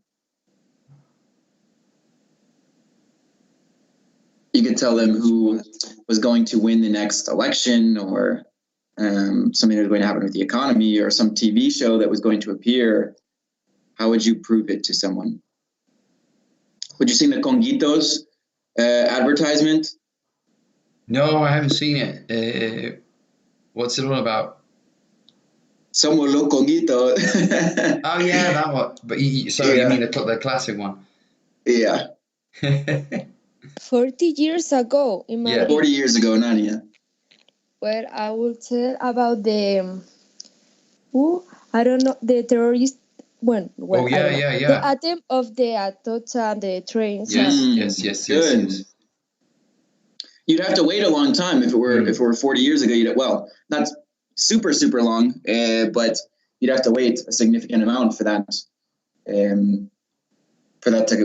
to occur. Yeah, to take place. Other things. There must be other things that. Imagine you. Okay, let's again twist it a little bit to get you started. Okay, so you go back to 40 years ago, and you get to speak with your parents if they had been born. No, because they must have been babies then. Your grandparents. You can meet them and tell them, and they'll believe you that you are their granddaughter or grandson. What do you do then? What do you tell them? I don't know. If you could, your grandma or grandpa 40 years ago are how old? In your case, 30 years ago. 30 years old. Yes. 30. Maybe. So like me. So you would speak to them like you speak to me nowadays. So with no respect. No, I'm kidding. You would speak to her or him like you were speaking to me. Isn't that weird? What would you say to them? I don't know what I would say. Like, what will you nothing. show them that they haven't seen? For example, would you like this? For example, well, a phone. You I'll say, show them check this things out. from the future. Mm-hmm. And I'll tell them about coronavirus. Yeah. Well, if we couldn't prevent the 11M from happening, or 11S for the 9/11 for that matter, because we were too early to be paid attention to, let alone coronavirus, which is something unthinkable. But yeah, I agree with you. I would try and prevent big things from taking place, or at least having people know about them. Do you have any more questions? This is just kind of a general one. Depends on the person. If you could have dinner with any person on Earth, who would you be dining with tonight? Assume that you could go to a nice restaurant and you didn't have to pay. It could be anyone. I've asked this to a lot of people. Maybe Obama. I've gotten that before. Why would you choose Obama? I don't know. He looks really cool, and it looks like the dinner would be fun. I think you'd have really interesting insight as to what is going on right now. Yeah. Especially, in the States. I mean, with everything going on in global politics, he seems to have the ability to talk about any topic, which is pretty fascinating. I mean, it was sometimes, there's obviously a good amount of people out there who don't agree with his politics, or even people that claimed he wasn't born in the States, or claimed that his faith was false, things like that. But he was, a constitutional law professor. He was a great lawyer. I mean, and his wife, they are very, very well-educated, intelligent people. So they do have a lot of insight, even if you don't agree with their politics all the time. I would say that's a great option, Serge. That might be my choice. Let's say Miss Carmen, if you could have a dinner with any person, who would you choose? I'd probably choose to have dinner with my friends in Australia. Oh. Well, this is singular, one person, but I wouldn't be able to choose one. The Prime Minister in Australia, Australia's Prime Minister. No. He wasn't your friend? I thought he was like your neighbor or something. I don't even know who it is. That's your homework for this week, Carmen. What? That's your homework for this week. Give us a report on the Prime Minister. Melissa, that's an interesting. So Carmen chose people from where she used to live. Would you choose someone from Mexico, Melissa, or would you choose someone famous? No, I will choose someone from Brazil because I have family there, and I went to Mexico in December, but since 2016, I don't go to Brazil. So that's a long time to not see your family members. Which one of your family members would you see? You don't have to send this video to them if you're going to hurt anybody's feelings. I think that my aunt, because she lives with my uncle and with my grandma, so. Well, that's sweet. Yeah. Well, I don't know. It's difficult, but with my aunt, I have very good time. Good. Rubes? Yeah, thank you. Who would I choose? Yeah. You've got me out of balance really on this one.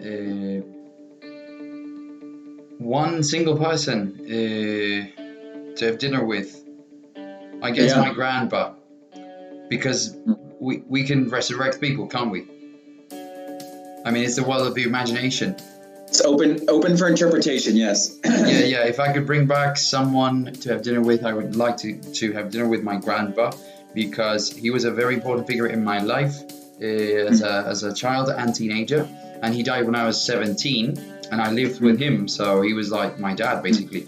And sometimes I get the feeling that even though he's present in the back of my head with in everything I do, sometimes I regret that he hasn't been there when I became an adult, so that I could speak with him and tell him and talk to him from a more mature perspective. To have understood him better, I think. Well, I didn't know him, but I'm sure he's very, very, very proud of you, Ruben. So yeah. if he were here, I'm sure he'd be very, very happy to see everything you're doing and the great job you do with our radio and with your students. I'm sure he'd be very, very proud of you. I'm sure he would. Thank you.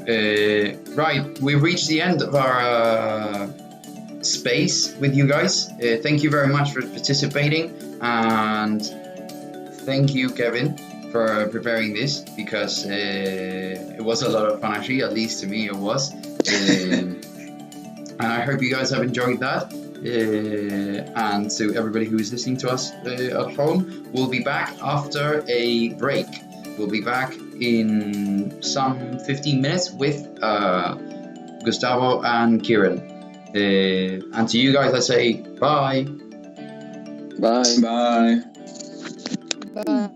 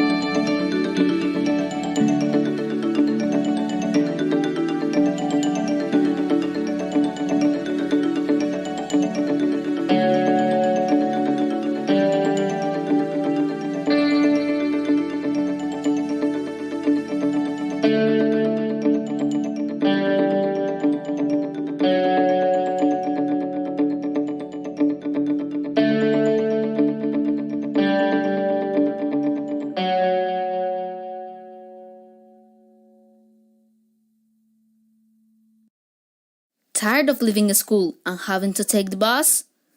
Do not suffer anymore. Now, with our premium limousine service, you can go home comfortably, and the best thing is that you will not have to share a seat with anyone. Before, at 50 euros a month, now only at 49,99. Do not miss this incredible offer. Call now and get your premium limousine service. Are you tired of your backpack of always? Here you have a purchase for a brand new backpack every day. Are you tired of watching Netflix alone? Did you cry watching The Kissing Booth? Do you want a Marco Diaz or Adriana Greste in your life? Do you spend more time in the friend zone than in your own home? Then download Salupa, a dating app for El Valle students. With this app, you will find your own Noah Flynn. Salupa, the best choice for your lonely life. Are you struggling to pass that stupid subject? Do you need some help with the next exam? We have the best cheat notes of Francinaro. We cover everything from ESO exams to BACH IB exams. Buy two and receive a free German cheat note. Brutal cheat notes. Simply brutal. Es la leche.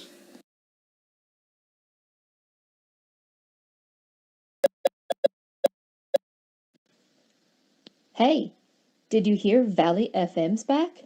That's groovy.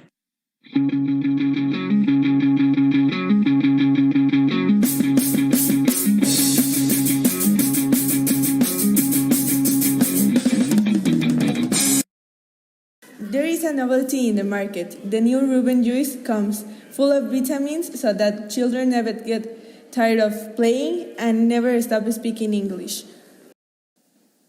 Are you tired of watching Netflix alone? Did you cry watching Monsters Inc? Do you want an Emma Watson, Scarlett Johansson in your life? Do you spend more time in the friend zone than in your own home? Then download Salupa, a dating app for El Valle students. With this app, you will find your own Kate Beckett. Salupa, the best choice for your lonely life. Do you think your parents might kill you if they go to your tutoria? Do you want to be able to leave early whenever you want? Then you should hire our services. We offer actors to play your mother or father and go to your tutorials instead of your real ones. And give you fake permission to leave early. Only for a small fee. Call us. Are you tired of watching Netflix alone? Did you cry watching Monsters Inc? Do you want an Emma Watson, Scarlett Johansson in your life? Do you spend more time in the friend zone than in your own home? Then download Salupa, a dating app for El Valle students. With this app, you will find your own Kate Beckett. Salupa, the best choice for your lonely life. Are you tired of your backpack of always? Here you have a purchase for a brand new backpack every day. You're listening to Valley FM.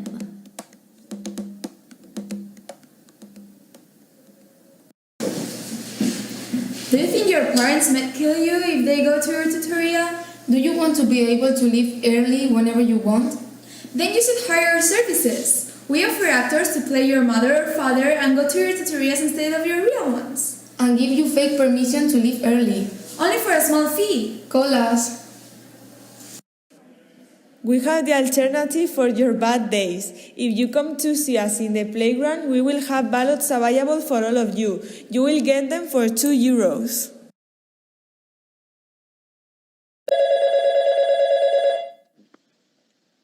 Hey, did you hear Valley FM's back?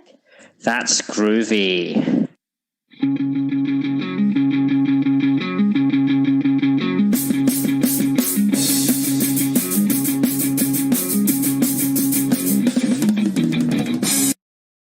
Tired of leaving school and having to take the bus?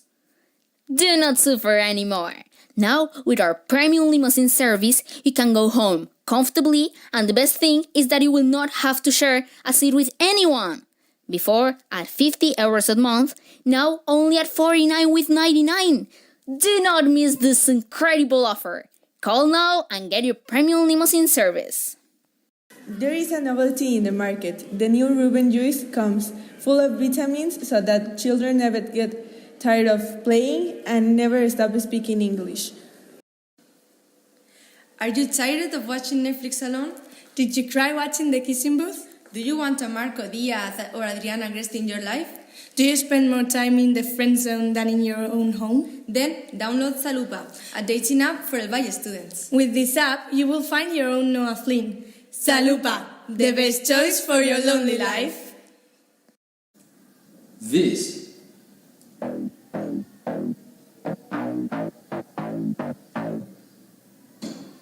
is Valley FM. Are you struggling to pass that stupid subject? Do you need some help with the next exam? We have the best cheat notes of Francinaro. We cover everything from ESO exams to BACH IB exams. Buy two and receive a free German cheat note. Brutal cheat notes. Simply brutal. Es la leche. Do you hate shopping and having to buy many different colored t-shirts? Because here we bring you a color 10 t-shirt for every day. Valley FM. Everything the light touches is the valley. Valley, valley, valley. Tired of leaving school and having to take the bus? Do not suffer anymore.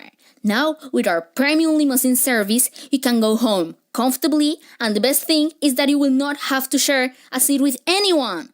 Before, at 50 euros a month, now only at 49,99. Do not miss this incredible offer. Call now and get your premium limousine service. Are you struggling to pass that stupid subject? Do you need some help with the next exam? We have the best cheat notes of functionable. We cover everything from ESO exams to BACH IB exams. Buy 2 and receive a free German cheat note. Brutal cheat notes. Simply brutal. Es la leche. You're listening to Valley FM.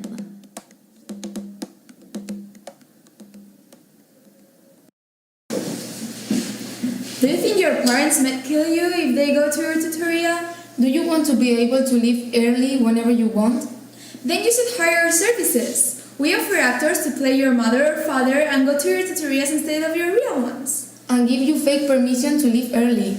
Only for a small fee. Call us. We have the alternative for your bad days. If you come to see us in the playground, we will have ballots available for all of you. You will get them for €2.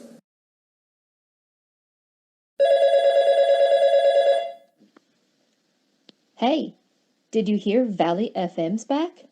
That's groovy.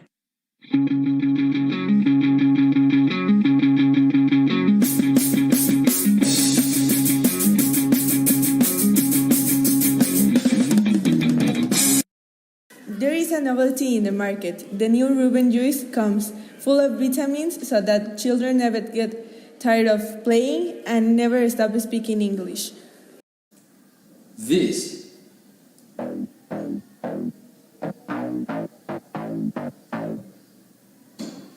is Valley FM. Are you tired of watching Netflix alone? Did you cry watching Monsters Inc? Do you want an Emma Watson, Scarlett Johansson in your life? Do you spend more time in the friend zone than in your own home? Then download Salupa, a dating app for El Valle students. With this app, you will find your own Kate Beckett. Salupa, the best choice for your lonely life. Are you tired of watching Netflix alone? Did you cry watching The Kissing Booth? Do you want a Marco Diaz or Adriana Agresti in your life? Do you spend more time in the friend zone than in your own home? Then download Salupa, a dating app for El Valle students. With this app, you will find your own Noah Flynn. Salupa, the best choice for your lonely life. Are you tired of your backpack of always? Here you have a purchase for a brand new backpack every day. Are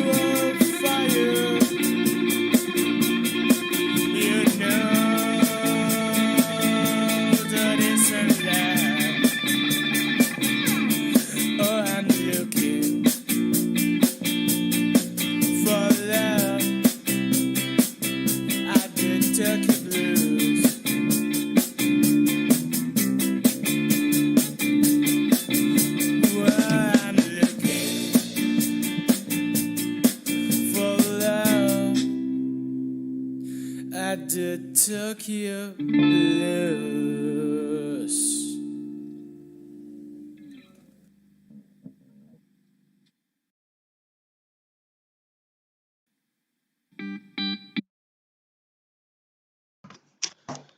That was Tokyo Blues here in Valley FM. You know nothing good already, don't you? By this time, if you're listening to us daily, you will know them. And we have a surprise for you because they will be here with us on Friday for an interview, and they'll tell us all about their music and their plans for the future and what they think about music in general and their influences and everything. And it will be very, very interesting. You will see. Next up, White Shadows.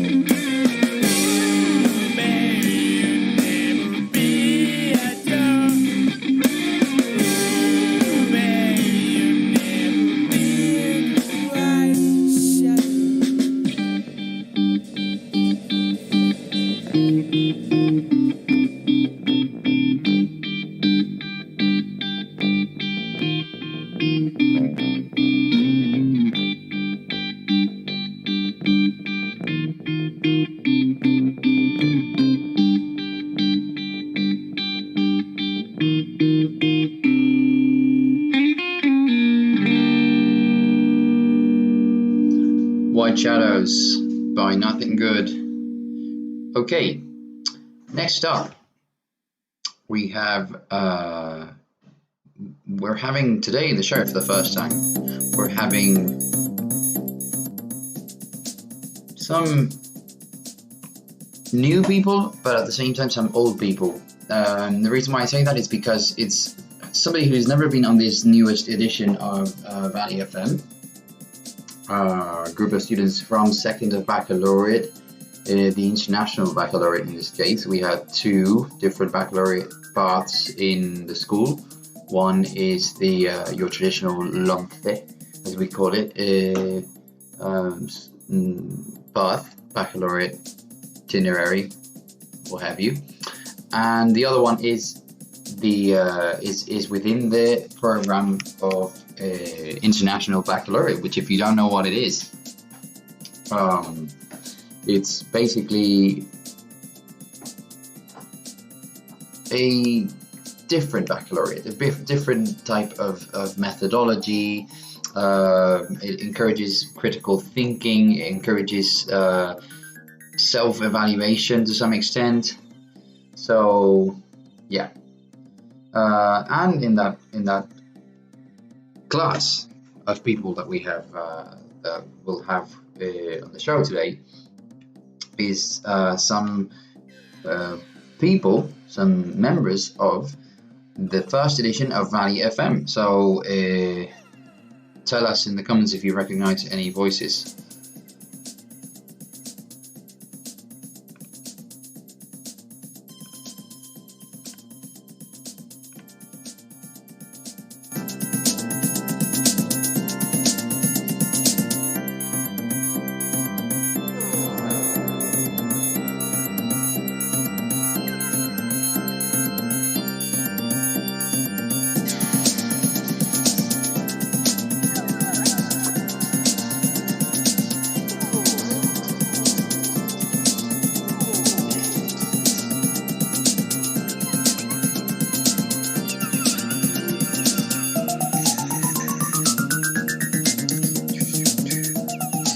And here we are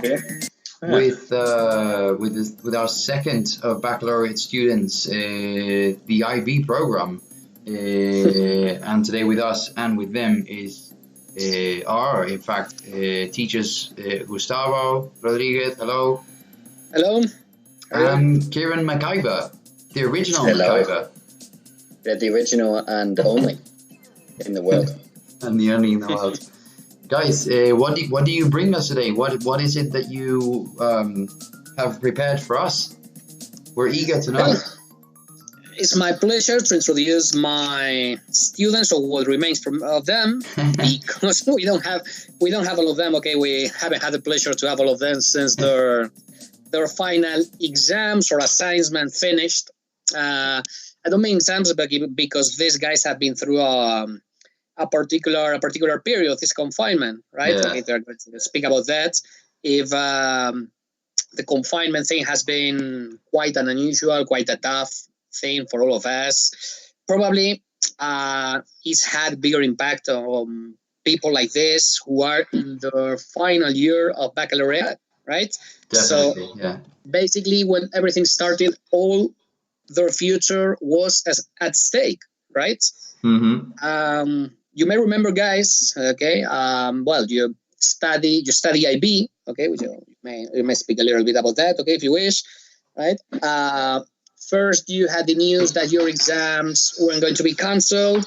So, but you were given more time. Okay, to finish your final assessment and assignments. Then you were told that your exams were finally cancelled on all your mark. Okay, virtually the whole mark of your IB. I should do. In these internal assessments, I had more time to prepare and to look for errors or anything. And in my case, it's been better. But I understand that some people do better at exams. Okay, we're in your own hands, right? Yeah. We're sorry to interrupt. We're back. We had some technical difficulties, and we apologize for that. But we were having this very interesting conversation to warm up the guys a little bit about the IB, the International Baccalaureate, which we will explain in a few seconds what it is, has decided to Carlo, can you restart and explain the resolution? Yeah. They decided to cancel the May 2020 exams because of the sanitary situation that we're now. Yeah. And at first they move up the dates of when we had to hang in the projects, the internal assessment, and then they changed it a second time. All right, so very confusing. Yeah, a bit. It's very confusing because it could lead. Well, in my case, it led to relaxing a bit because I thought that I had time enough to do it. So, I bet. Yeah. So you think in your personal? Sorry, hold on. Continue. No, that then I had to work the double. So. And in your personal case, you think that not taking exam has been more beneficial than detrimental? Yeah. It's what I said earlier, that it depends a lot on the student, on how they, how good they do in exams, or if they get nervous, or how much work they have put in their internal assessments, in the projects. At least it was in your own hands, eh? At least you could, if it's coursework, you can do it. It's in your own hands, whereas an exam can be subjective, depending on what you've particularly studied or whatever. But some things to think about for the IB program there. Yeah, I also understand that it's an unprecedented situation, that it has never occurred to the IB, and this is the way that they have managed, but I kind of understand it. It's completely unprecedented, okay? They never done that in more than 50 years of history. You may remember, okay, they were quite reluctant to cancel exams worldwide, right? Yeah. Until they finally agreed to replace them for your internal assessment. Were you ever especially concerned or worried about losing chances for your university admission, your university access? No. I never considered it. No, because from a business position, the IB, because at first it's a educational system, an entity, but at second it's a business company, and they couldn't afford to lose that, the fact that they could prepare students to university life. Okay. And you are quite a confident guy. We know you. Yeah. Maybe too much. Would anybody else be interested in making a point about this? Well, I think, for example, in my case, the thing that they canceled the exams is not as good as Coldo said. I mean, in my case, because I feel as if, for example, in maths, I could really done really well in the exams, but I did not do that well in the projects. So, in my case, you had them, right? Yeah. Marta, is that you? Yeah. Yes. Hi. Do you want to say anything to your fans from 2 years ago? Hi. I was like the DJ, so I actually did not talk that much. But you were there. You were there. Yeah. Okay. Well, sorry, all the legends of Valley FM have turned up on one day here. Exactly. That's it. There's even some more here that are yet to make themselves known, but during the course of our chat, they probably shall. Let us see. Guys, do you usually watch the news? you try to be in touch with domestic or international reality? It's it's difficult not to learn about things these days. Especially that now you're at home, I guess. Okay, you may have taken the chance to be more aware of everything happening in the world, right? Yeah. Obviously, in the last few months, all the information news, okay, has been reasonably captured, okay, by coronavirus pandemic, right? But now that luckily, hopefully, okay, no, wrong, it seems to be diminishing, in, at least in some countries, okay, like ours. Some old problems, okay, that were never solved, okay, seem to be back in the spotlight, right? Mm-hmm. As you've been able to see these days, okay, with massive protests, okay, that have sprung up all across the United States following the death of this man, George Floyd, okay, during a police arrest, right? Yeah. Something that many activists have denounced as one more episode of brutal police action against some racial minorities, especially Black people, right? What do you think about that? What can you tell us about that, guys? How have you followed these events? Wow. Well, it's the first time I saw the footage. It was tough to see. And I kind of understand the response that is happening there in the States. With the riots and all the revolts and everything, yeah. Yeah, but basically because I think it's they are just showing the emotion that the situation has created on them. If that, I mean, that's what happened to me, because when I saw it, at first I felt a lot of rage, and I think that's what happened there, that they are showing the rage that they have get from that situation. The sort of righteous anger. Yeah. Listen, I've got something we can have a look at, and we talked about the other day.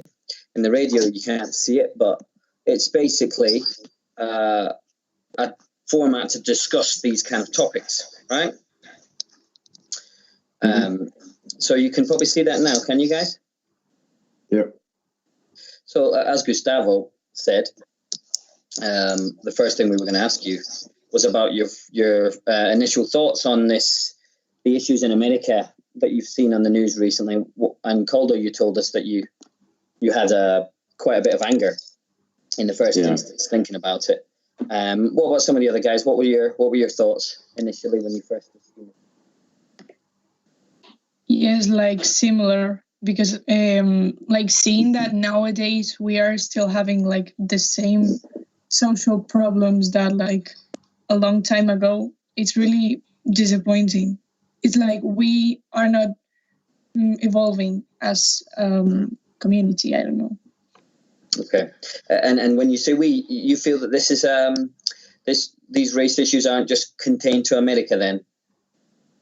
Yeah, I feel everyone. It's maybe we don't see it like as in America is happening, but I feel like almost in every country in the world is like racism. It's present everywhere, that's for sure. Yeah. Indeed. What do you think makes it quite so explosive at the moment in America then? I don't know. Like maybe it's the I don't know. Like the type of people. I just don't know. It's a complex issue. I was asking people to think here a little bit about the historical context. What do you guys know about the historical context of the the United States and its race, in particular regards to race. You may remember figures like Rosa Parks or Martin Luther King that we were dealt with in class. Okay, in fact, okay, some of you presented about Rosa Parks at least, okay, and many activists or historical figures, okay, of the fight against racism and segregation period. Yeah. I once saw in a documentary, I don't remember the name, but it said something that at this point I still think that it's true, that all along the USA history, they have dealt with, well, when they had to deal with situations like two different big opinions or ways of thinking, violence was always very present in that way of dealing with the problems. Indeed, they have passed from many wars from their independence to nowadays. I think it's a reflection on the presence of that. Yeah, it's like you say, are we still with dealing with this? Don't we? Can we learn from the past already? Yeah, no, absolutely. It's kind of funny that nowadays we still see the things that are happening at night. We don't think that the better solution will be to learn from one time to another. Well, yeah, the one of the great lessons of history usually is that we tend to learn lessons for a very short time and then we repeat them again. Yeah, which is one of those things that you always hope will change. When I was thinking of historical context as well, I was thinking about issues like slavery, and do you think that which many countries took part in, do you think that has any impact on the situation today still, or do you think that's been long left? Well, I think it has something to do because maybe they, well, not get used to it, but see it like more normal to like the Black people be like slaves and that stuff. And maybe it's like something in their mind be like, oh, Black people are not as good as us. You think that there has been, by this process, a sense of feeling inferior in some way and having to fight for everything? Yeah. That I think is one of the distinct things about the history of the United States, which many other countries share, but they've got such a rich makeup, what they call the melting pot of America, of different races, that at times their historical impact of slavery has a big issue on the current present day, I think, for example, I was looking at statistics, and some of it is in the New York Times article we shared with you, about the police in America themselves. Around 85% of white policemen think the policing they're doing is effective for everyone in society. This is just policemen, police people, I should say. But only 17% of Black police officers, or Black or brown police officers, think that the policing that they're doing serves the whole community. So even police officers who are actually doing that job or trying to do that job of serving the community, even police officers have a racial division in terms of the fact that they actually don't believe that they're doing things to help. The white community thinks they're helping, the Black community and brown community think they're actually not helping, and that's the policemen themselves. So there's obviously a very entrenched thing there that was leading me on to what I wanted to ask you next, which is, do you guys know the difference between interpersonal racism and institutional racism? How would you explain interpersonal racism? I think I understand it. Interpersonal racism is when I kind of hate you because you being from other race, right? So individual between people sort of hatred or xenophobia. You've made that clear to me before about my Scottishness, Caldo. That's fine. I understand. That was a secret. We'll get through this. Sorry, silly joke. What do you think institutional racism? How does that differ then?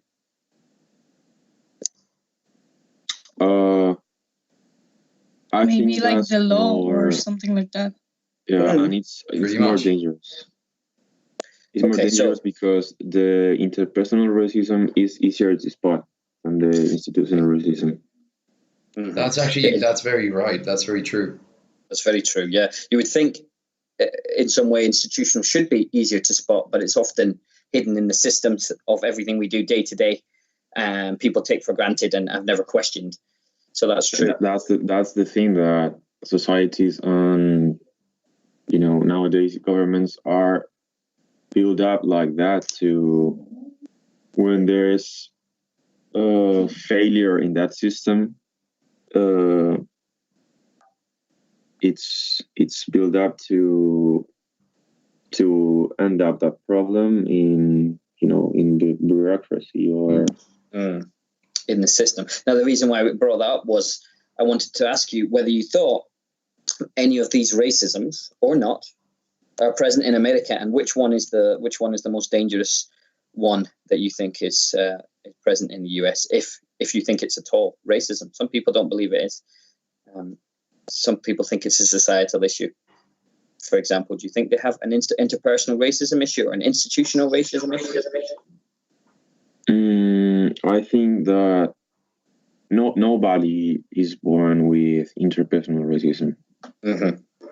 Well, that's true. Institutional racism is the main factor that, for example, minorities. I'm speaking about USA. That some minorities are pulled apart from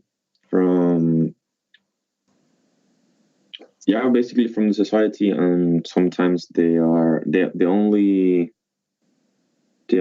solution that they have is to commit crimes.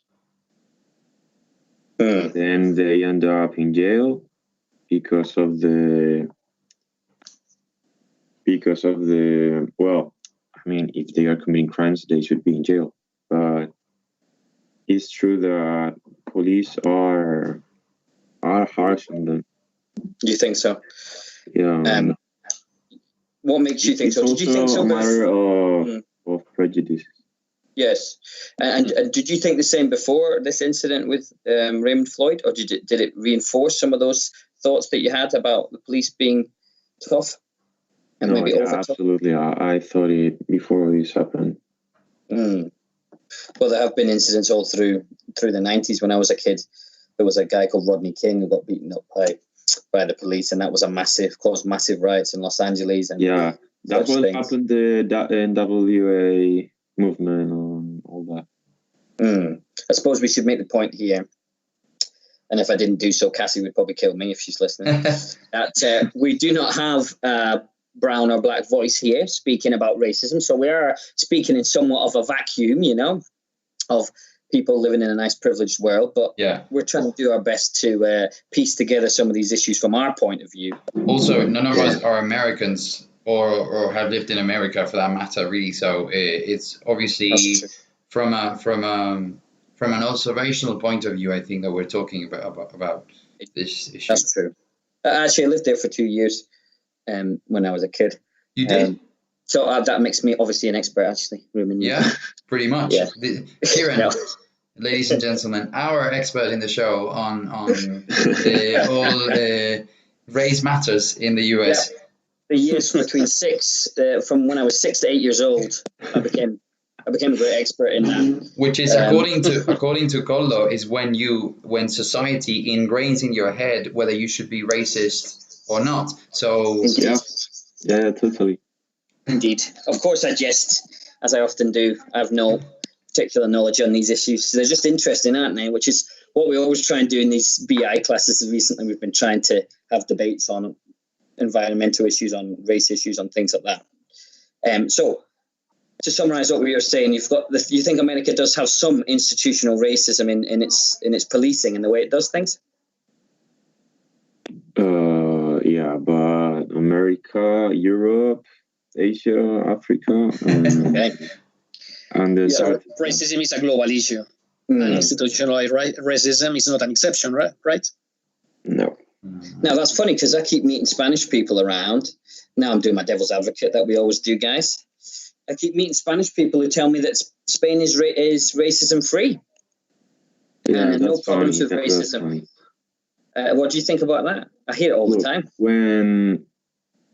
When it's easier to money or clothes or something that is imported from another country to enter any country than a person just because from where he's from, there you have some racism. Yeah, I agree with you. I think it's because we have primarily been taught about racism or an image of racism from Hollywood films, American films in general. We tend to think in Spain, I think the perception is that racism is just the tensions between the black race and the white race, and it's so much more than that. In fact, here in Spain, we've had immigrants come from in waves, actually, in whole generations of people have come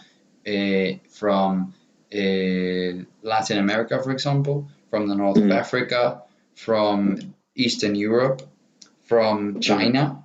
So and those people have come in such numbers that they have established themselves with their own traditions and as a community within our community, especially in big cities such as Madrid. I think you will agree. So do we see racism there? Because I see it. I don't know about you, but I have seen, I'm not saying society in general is racist towards that part of the population. I'm just saying that I have seen people call someone fucking Chinese, for example. Yeah. It's true. So that is also racism. The same person may have posted a black screen yesterday on Instagram showing support for the Black Lives Matter hashtag, and yet go into a shop and try to steal something from a Chinese shop. I'm talking about something that happens every day in Madrid. And when they are spotted by the vendor or the salesperson, say and even try to argue with them. For example, I'm obviously painting a terrible picture, but this happens. No, but a terrible picture that has happened. I mean, what do we call alimentaciones in Spain anyway?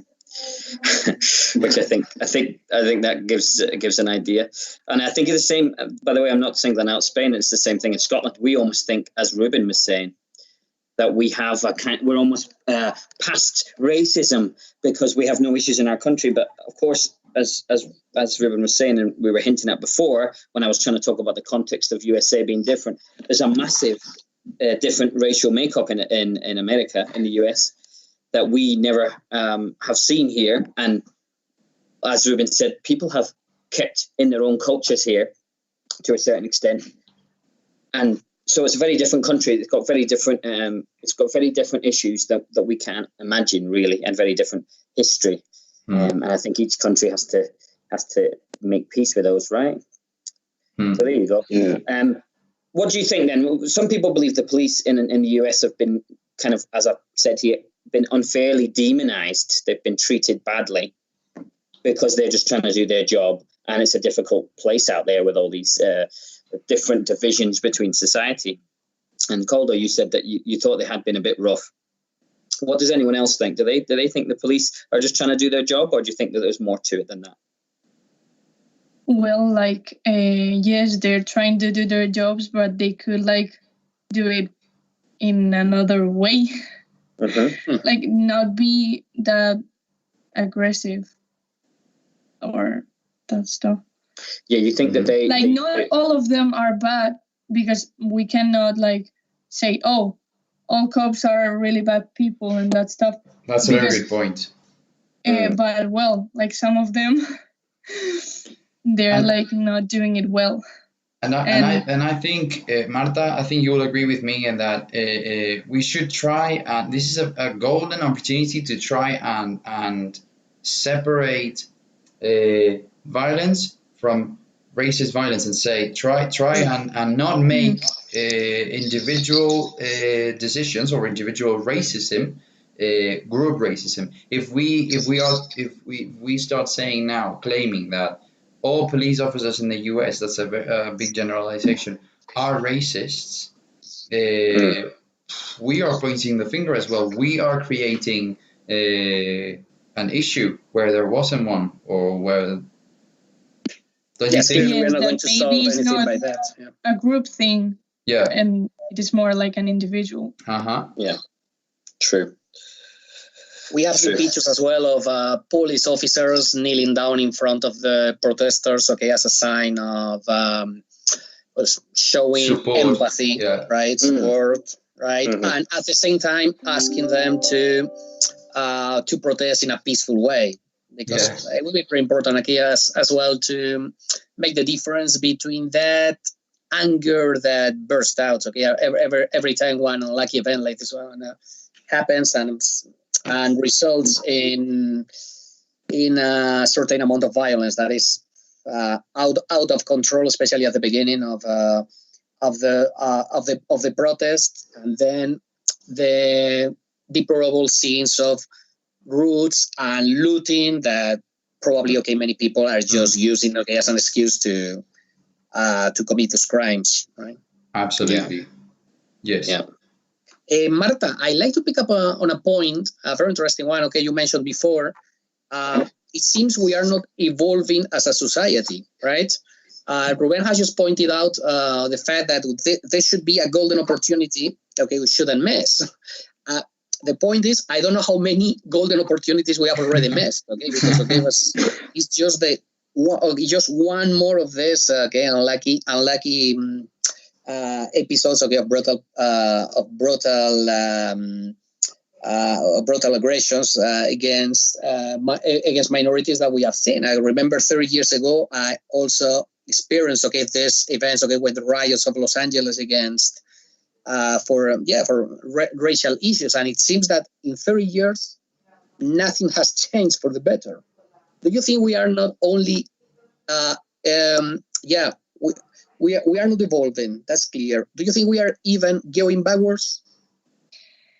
Well, in some aspects, yes, because I think that we are getting more powerful, and that in some cases make us lose our social, I don't know. Social cohesion. Yes. Not in all cases, but in some of them. It's true.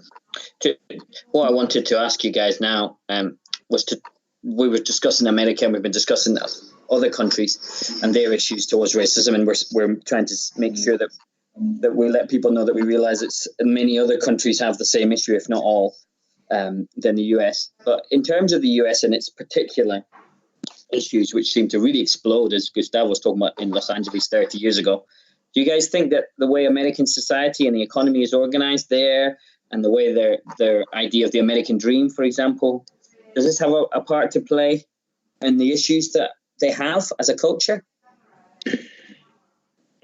Absolutely. Right. But what makes you think that? At the end, that American dream can be translated to the pursuit of money. The pursuit, right? Mm-hmm. And then how does that impact people? Well, for example, if you try to, or if you think that money will end up giving you happiness instead of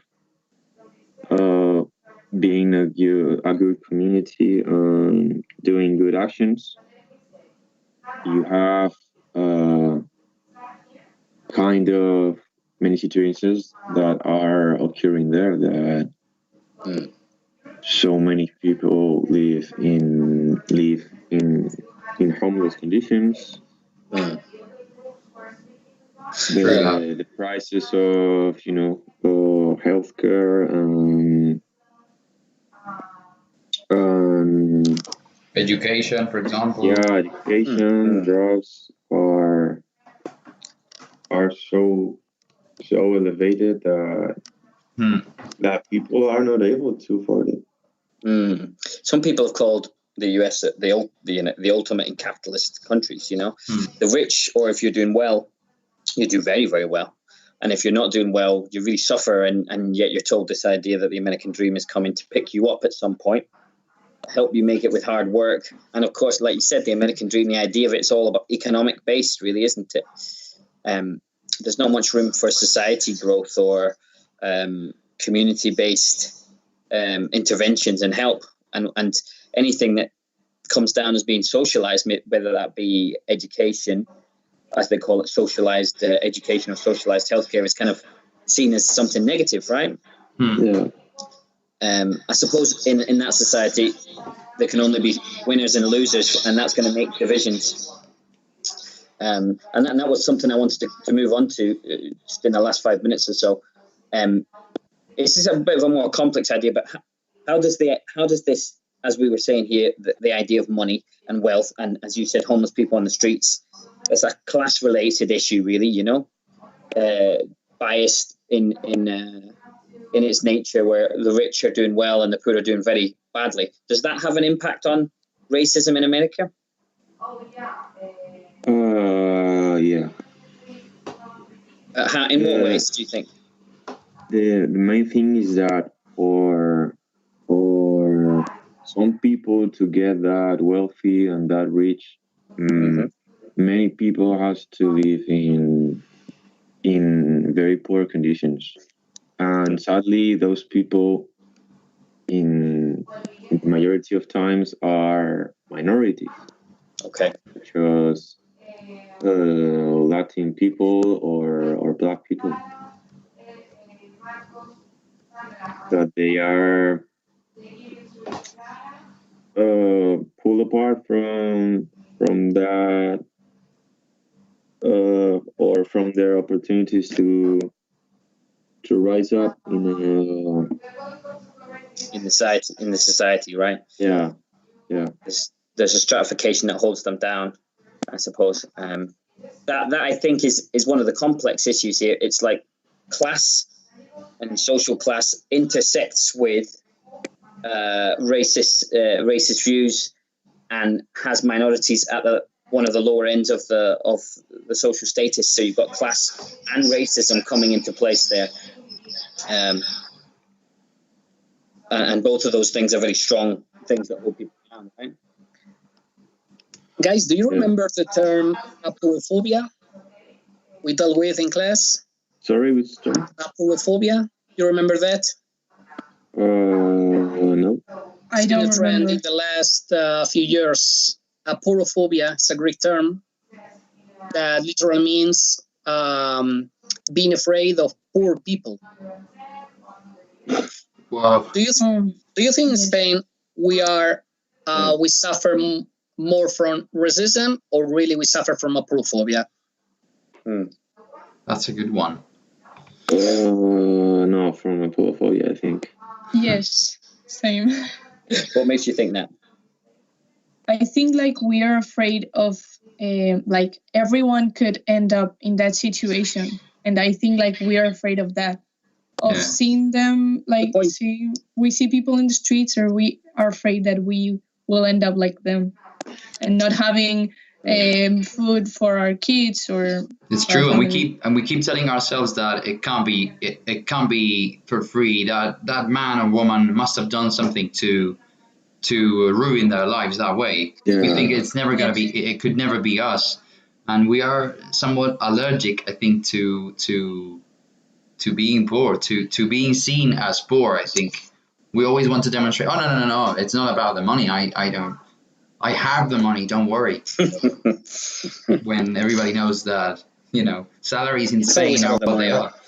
Yeah, that's very true. In fact, I keep hearing people in Spain saying, "Oh, I'm just glad to have a job. I'm just happy to be in a job." And perhaps the labour laws and the way it's slanted have something to do with that. But then that's getting into a whole other debate altogether. Yeah. One which we may well have live on Valley FM sometime in the future. If you stay tuned in, guys. Anyway, that was very well discussed. I think is a really good and interesting discussion, and it goes to show how much of a critical thinking engine I think the IB can be for you guys. Don't you think, Colo and Marta? Yes. Yeah, that must be something that we have gained from the IB. Yeah, surely. So thank you very much for joining me, and thank you, Kieran and Gustavo, for preparing this activity and this debate. We'll see you again very soon. Yeah, thanks, guys. I appreciate it. It was fun. Thank you, guys. Yeah, very well done. Congrats. Yeah, you too. Bye. Marta, do you want to do one of your DJ noises, like you're scratching or something? You can do it with your mouth if you want. No, I prefer not. No, are you sure? I need my tablet. I bet you do. Right. Bye, guys. Thank you very much. Guys. All the best. Bye. Kudos, guys. Okay. So that was the IB.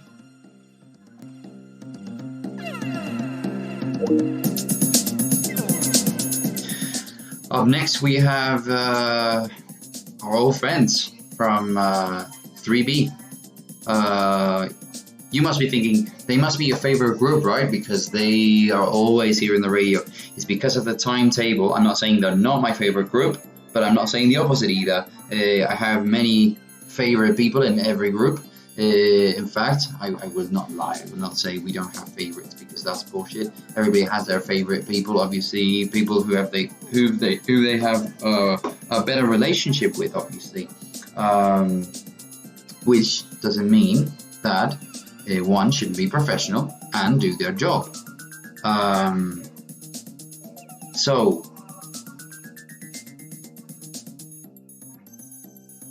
With them today, I'd like to see poor fellas. I mean, for the last 3 days, this is the third day I have them participate in the show, and it's nothing they can even help doing. They turn up for class, and this is what I present them with, and they have to accept it.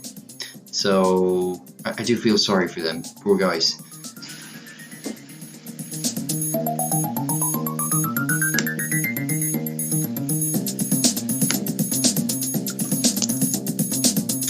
And here they are, they're starting to come now. Hello guys, good morning.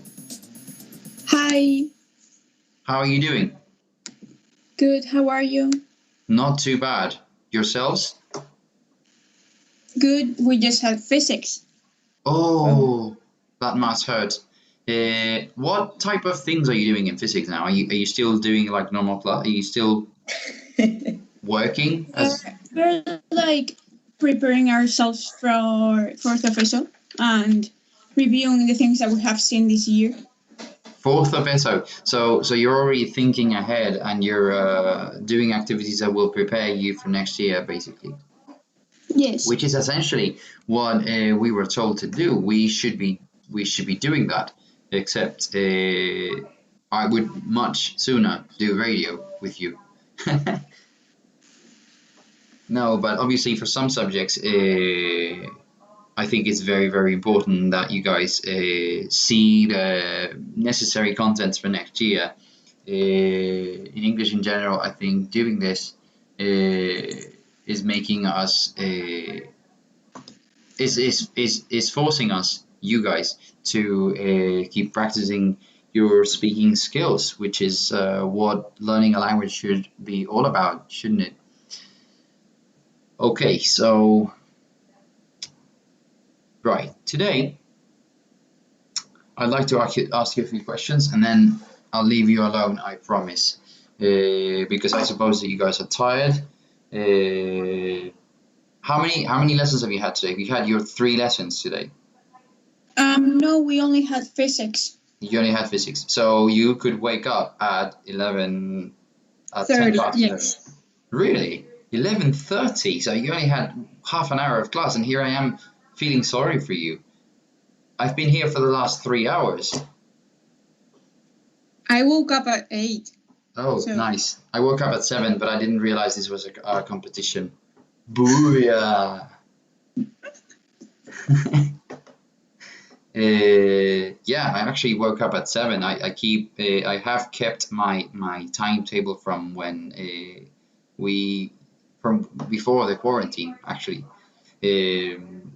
What I do is I do exercise in the morning, and before I start my lessons, which is great, actually. I'm laughing, but it's great. It's great energy to do exercise in the morning.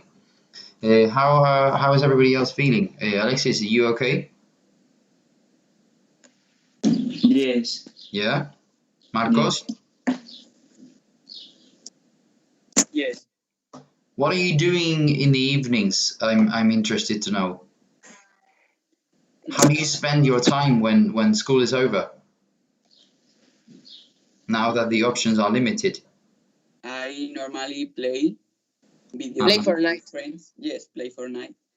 And then I go out with friends. It's a shame, Marcos. It's a shame that yesterday, actually, when we showed Diego, when we showed Diego's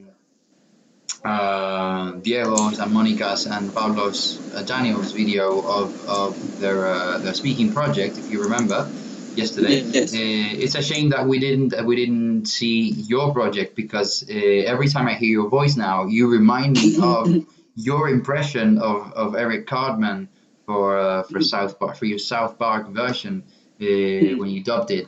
It was amazing. One of my favorite things was when you said, when you imitated that little voice and you said, "It's not so important." Yes. Something like that, right? Yeah. That was brilliant. That was brilliant. Yeah, like I said, it's a shame. Well, we might another day, but because we've already done it, we're not going to do the same thing over and over. Like to bore our audience. How are you doing, Daniel? Both of you, actually, but I mean, Reedman now. Oh, okay. In the meantime, you can tell me how you're doing, Boru. Good. I am good. Great. Perfect. Right. For those of you who don't know, this is a lot of fun. Daniel, explain why you're here. Can you? I mean, Reedman now. Can you explain why you're here? Because of the first evaluation. So basically, Daniel here has to. He failed the first term. Okay, that's not what I'm laughing off. One should never laugh at other people's miseries, although it is very funny, to be honest. But he failed the first term, and I say it's very funny because his last name happens to be Reedman, which doesn't sound like Sanchez or anything Spanish. It sounds as English as it really is. His grandfather, I think, was born in England. However, here he is. He failed the first term. So life sometimes can be really, really funny. He failed the first term of a subject called English, like his grandpa again. Anyway, so he asked me, what do I have to do? Because as we anticipated the other day, now June, the first 2 weeks of June, what we do is we give the students the possibility to raise their marks and or pass, resit, recover, let's say, any failed terms that they had pendant, as it were. So that's the reason why Daniel is here. Not because he likes me, not because he likes the radio, which I suppose he does really, because he would. Would you have come anyway, Daniel? Do you think? Be honest. I am here for that, obviously. And I am honesty. Thank you for your honesty. No, but I have to say, actually, for anyone who doesn't know us, I am very happy with Daniel's performance in the second part of the year, and especially during the quarantine. He has been working a lot. Actually, he hasn't missed a single lesson. He always participates. He always submits his work. I don't know whether he gets helped by someone, but obviously he's been trying and he's showed interest, and I like to reward that obviously in my students, which is why I gave him the chance to simply come to the radio and participate a little so that he is safe with the first term recovered and everything. Diego, what do you think about that? I don't know. I think I don't know. He's funny because it's funny, isn't it? Yeah. Anyway, so today I want to ask you I want to talk about time management. For example, I would say that since we're talking about this, Daniel had a very intelligent or responsible time management in the third term, which he didn't in the first term, probably because one doesn't fail because the teacher is doesn't like him or anything. And in fact, I like him. I like him quite a lot. He failed the first term, if I remember correctly, because many of the assignments he didn't submit, etc. So yeah, poor time management, I would say, bad time management. Now I ask you, why do you think, and we have discussed this in class earlier this year, but I'd like to this time broadcast this conversation and your opinions. Why do you think we waste time? We, everybody, humans, why do you think we procrastinate? Do you understand the word procrastination? Yes. Could you explain, Anna? It is basically when you convince yourself to do other things so you don't do your work. That's right. You put other priorities, let's say, that to you come first before the work that comes with your duties or responsibilities. So leaving aside your responsibilities and doing other stuff that is not as necessary at that time, at that moment, not as relevant. So basically, the famous leaving things for the last minute. No, Desi just left. Tell her to come back. I was about to ask her something. If someone can text her to come back, thank you very much, because it was very sad that she just left like that without intervening in their conversation. Anyway, why do you think, Marcos? Why do you think we waste time? I think we waste time because obviously we have choices. You always choose the one that you like the most, the one that you prefer, and also because you think you have enough time to do other things late. And then you leave things for the end, and it's a mess. Really, it's a disaster. It's very interesting that you say it's like you convince yourself that it's gonna be okay. You have plenty of time. So it's almost as if humans have the capacity to be too optimistic, over optimistic, I think, about how much time they have in their hands. I think it's difficult sometimes to ascertain how much time is time, if you, or how long is time, if you know what I mean. Like, for example, I have you tell me now, okay, we have I'll tell you, we have an exam next 3, 2, 1 Friday, for example. I say, yeah, we have an exam next Friday, and you tell me, and you think to yourselves, oh, next Friday, and it's Wednesday. Whew, yes, I have plenty of time for that. But if you start thinking about, because in your head, when you picture it, you see many hours. But then let's think about it properly. You have to sleep. Let's assume that you sleep between 7 and 8 hours, because I know you don't sleep 8 hours, and especially now that it's good weather, you don't sleep as many hours. But because it's let's say it's there's light until very late in the night, in the evening. So 8 hours, let's say 7, 8 hours times 2, because today is Wednesday. You have to sleep twice, 2 nights before Friday. So that is 16 hours you have to subtract from that time. Then you also have lessons in the morning. So hello, We Hassan. have 6 hours of class. 6 hours worth of class. So that is also something times 2 or 3 actually, because we have half a day today still to go, and Friday as well, some hours on Friday. So I'm just trying to give you the picture of, do we really have as much time as we think? We might not actually. We even have social commitments and things like that. So yet we tell ourselves that we have plenty of time. We're talking, Hassan, we're talking about why we as human beings waste time, why it happens that we waste time. And we're trying. Yes. So yeah, why do you think we waste time? Waste time.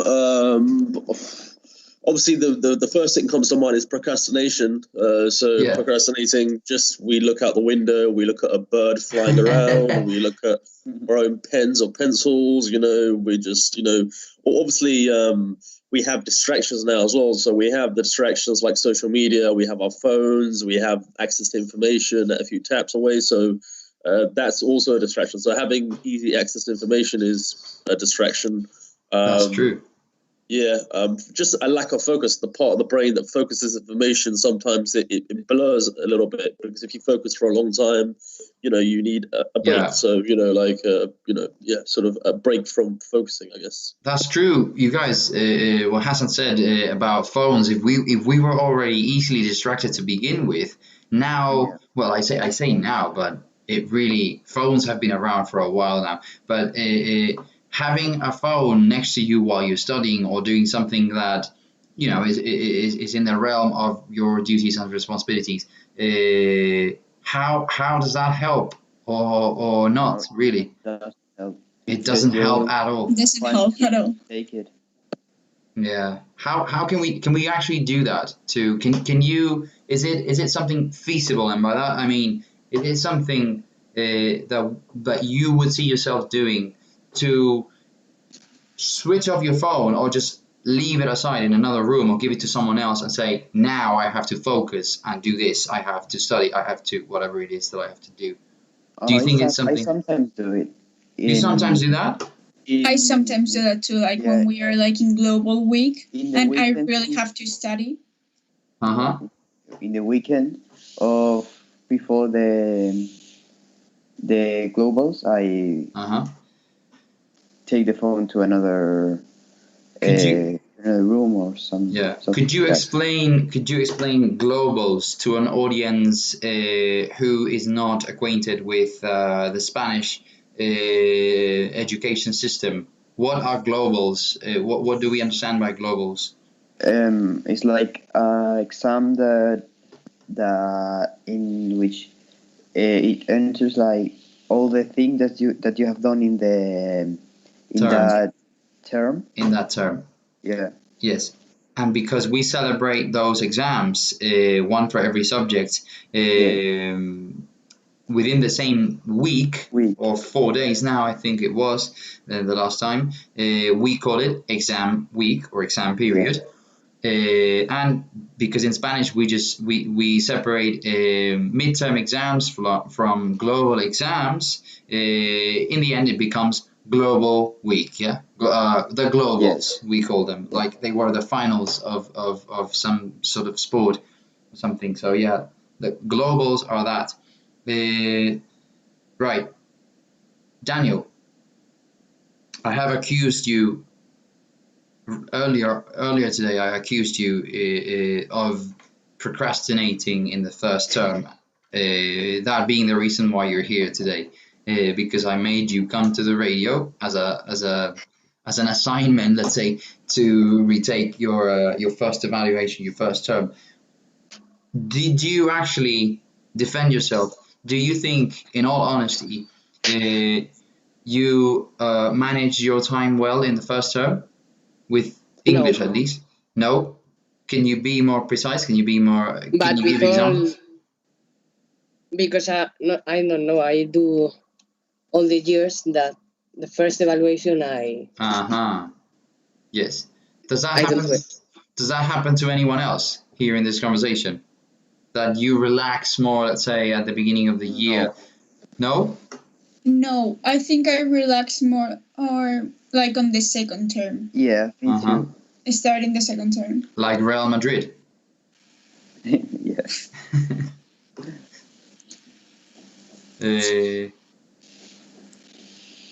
Anyone else? Alexis, how about you? How do you organize your time? Are you more strong are you stronger in the first term or towards the end of the year? In the end. In the end. Well, Yes. if I have to judge from my subject, you are right. You went up like a rocket, really, from Christmas till now, I would say, but especially, within the last term. Great. Now, there's this sensation, this feeling of thrill, I think, when you have limited time to do something that is expected of you, let's say. So when the final deadline for something is approaching, we feel more nervous, I would say. And some people feeling that pressure perform well. Some people perform not so well, let's say. So what type of person are you? Do you respond well under pressure? Do you work well under pressure? For me, like I do work really well under the pressure. Like it's like I only have 1 hour to study for this test, and during that hour, I can literally take a whole term of information in a few minutes. I can work really well under pressure. Yeah, there's something in your brain that activates, and you can work. It's like a shot of adrenaline or something that you get. Gives and you start you memorizing really fast and really good. Yeah, more power. What about the rest of you, Marcos? More or less the same. More or less the If same. I need to do something, I do it the fast as I can. As fast as I can. And who else is here? Oh, Bolu. Yes, I do. If for example I have to I don't know how to say to give a project. In 1 hour. Yes, in 1 hour I can make it really fast. It's true, and you have done it in the past, at least with me, especially when it's a group project, or your projects, or your project mates, your teammates, that sort of turn over and look at you and go, "Can you do this for us?" And then you're like that team player that says, "Don't worry, I'll take care of this." You're the Michael Jordan of Alberto, Carlos, and you. Right. Yeah. Right. So let's try to, in order to close this subject, and it's really a really pointless debate, because we are never going to reach a solution for this. Really, we do it because we do it, I guess. And different people organize their time in different ways, obviously. So there's always different perceptions of about what constitutes a bad use of your time and what doesn't. But why would you say?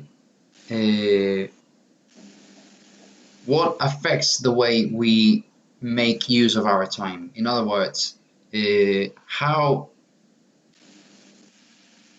do we think of time, and why do we do things the way we do them? Why do we eat when we eat? Why do we sleep when we sleep? Why do we work when we work? Why do we have fun when we have fun? Is it too abstract of a question?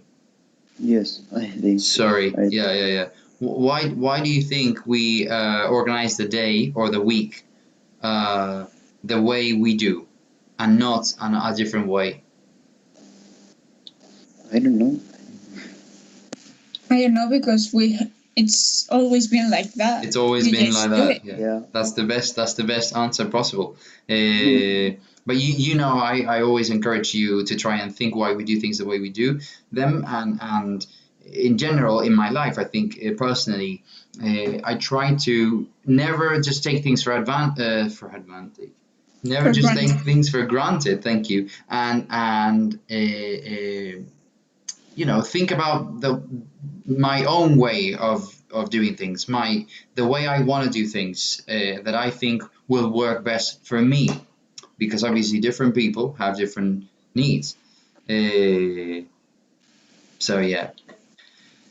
Anything else you'd like to add about this topic, you guys? No. No. If your parents are watching this, or if your mom is can hear you now, what do you want to say to her? If mine is listening to this, in fact, hello mom, I love you. Yeah. Anything else? Do you want to send a message to your parents?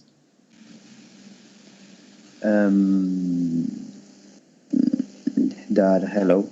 Dad, hello. What's for lunch today, for example, we can also say. Give me my food. You old man or woman. And leave me alone. You know, beautiful messages of yesterday and today. Right. So I'm gonna start. Actually, I'm gonna say goodbye to you guys. Okay. Very honored to have you again on the show. I'm gonna leave you alone today a little earlier than yesterday and the day before, because you've been, you know, coming on the show regularly, and you must be tired of me asking you random questions. So thank you very much for coming, and I'll see you tomorrow.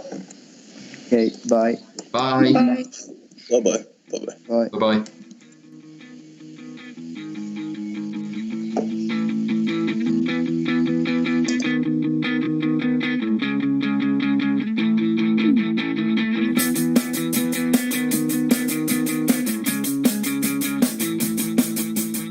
So that was it for today, for today's show.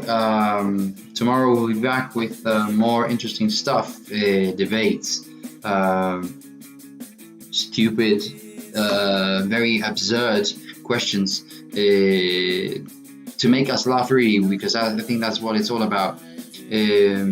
But also interesting current affairs stuff, I think, which is essential to anybody's education, I think. And here in El Valle, we take that very seriously. I don't want to remember. This was Valley FM. I'll see you guys tomorrow.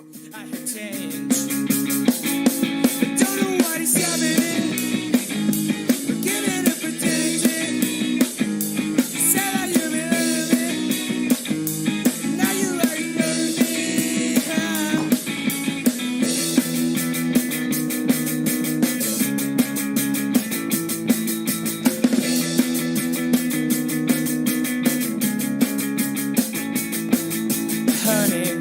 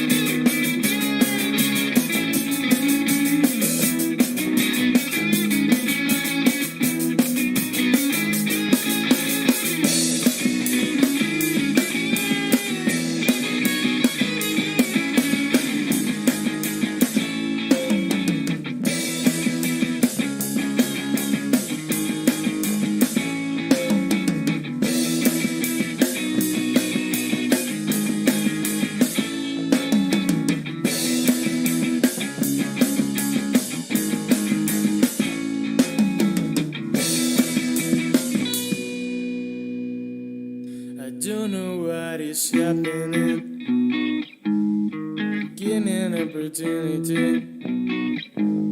You say that you belong to me. Now you are ignoring me.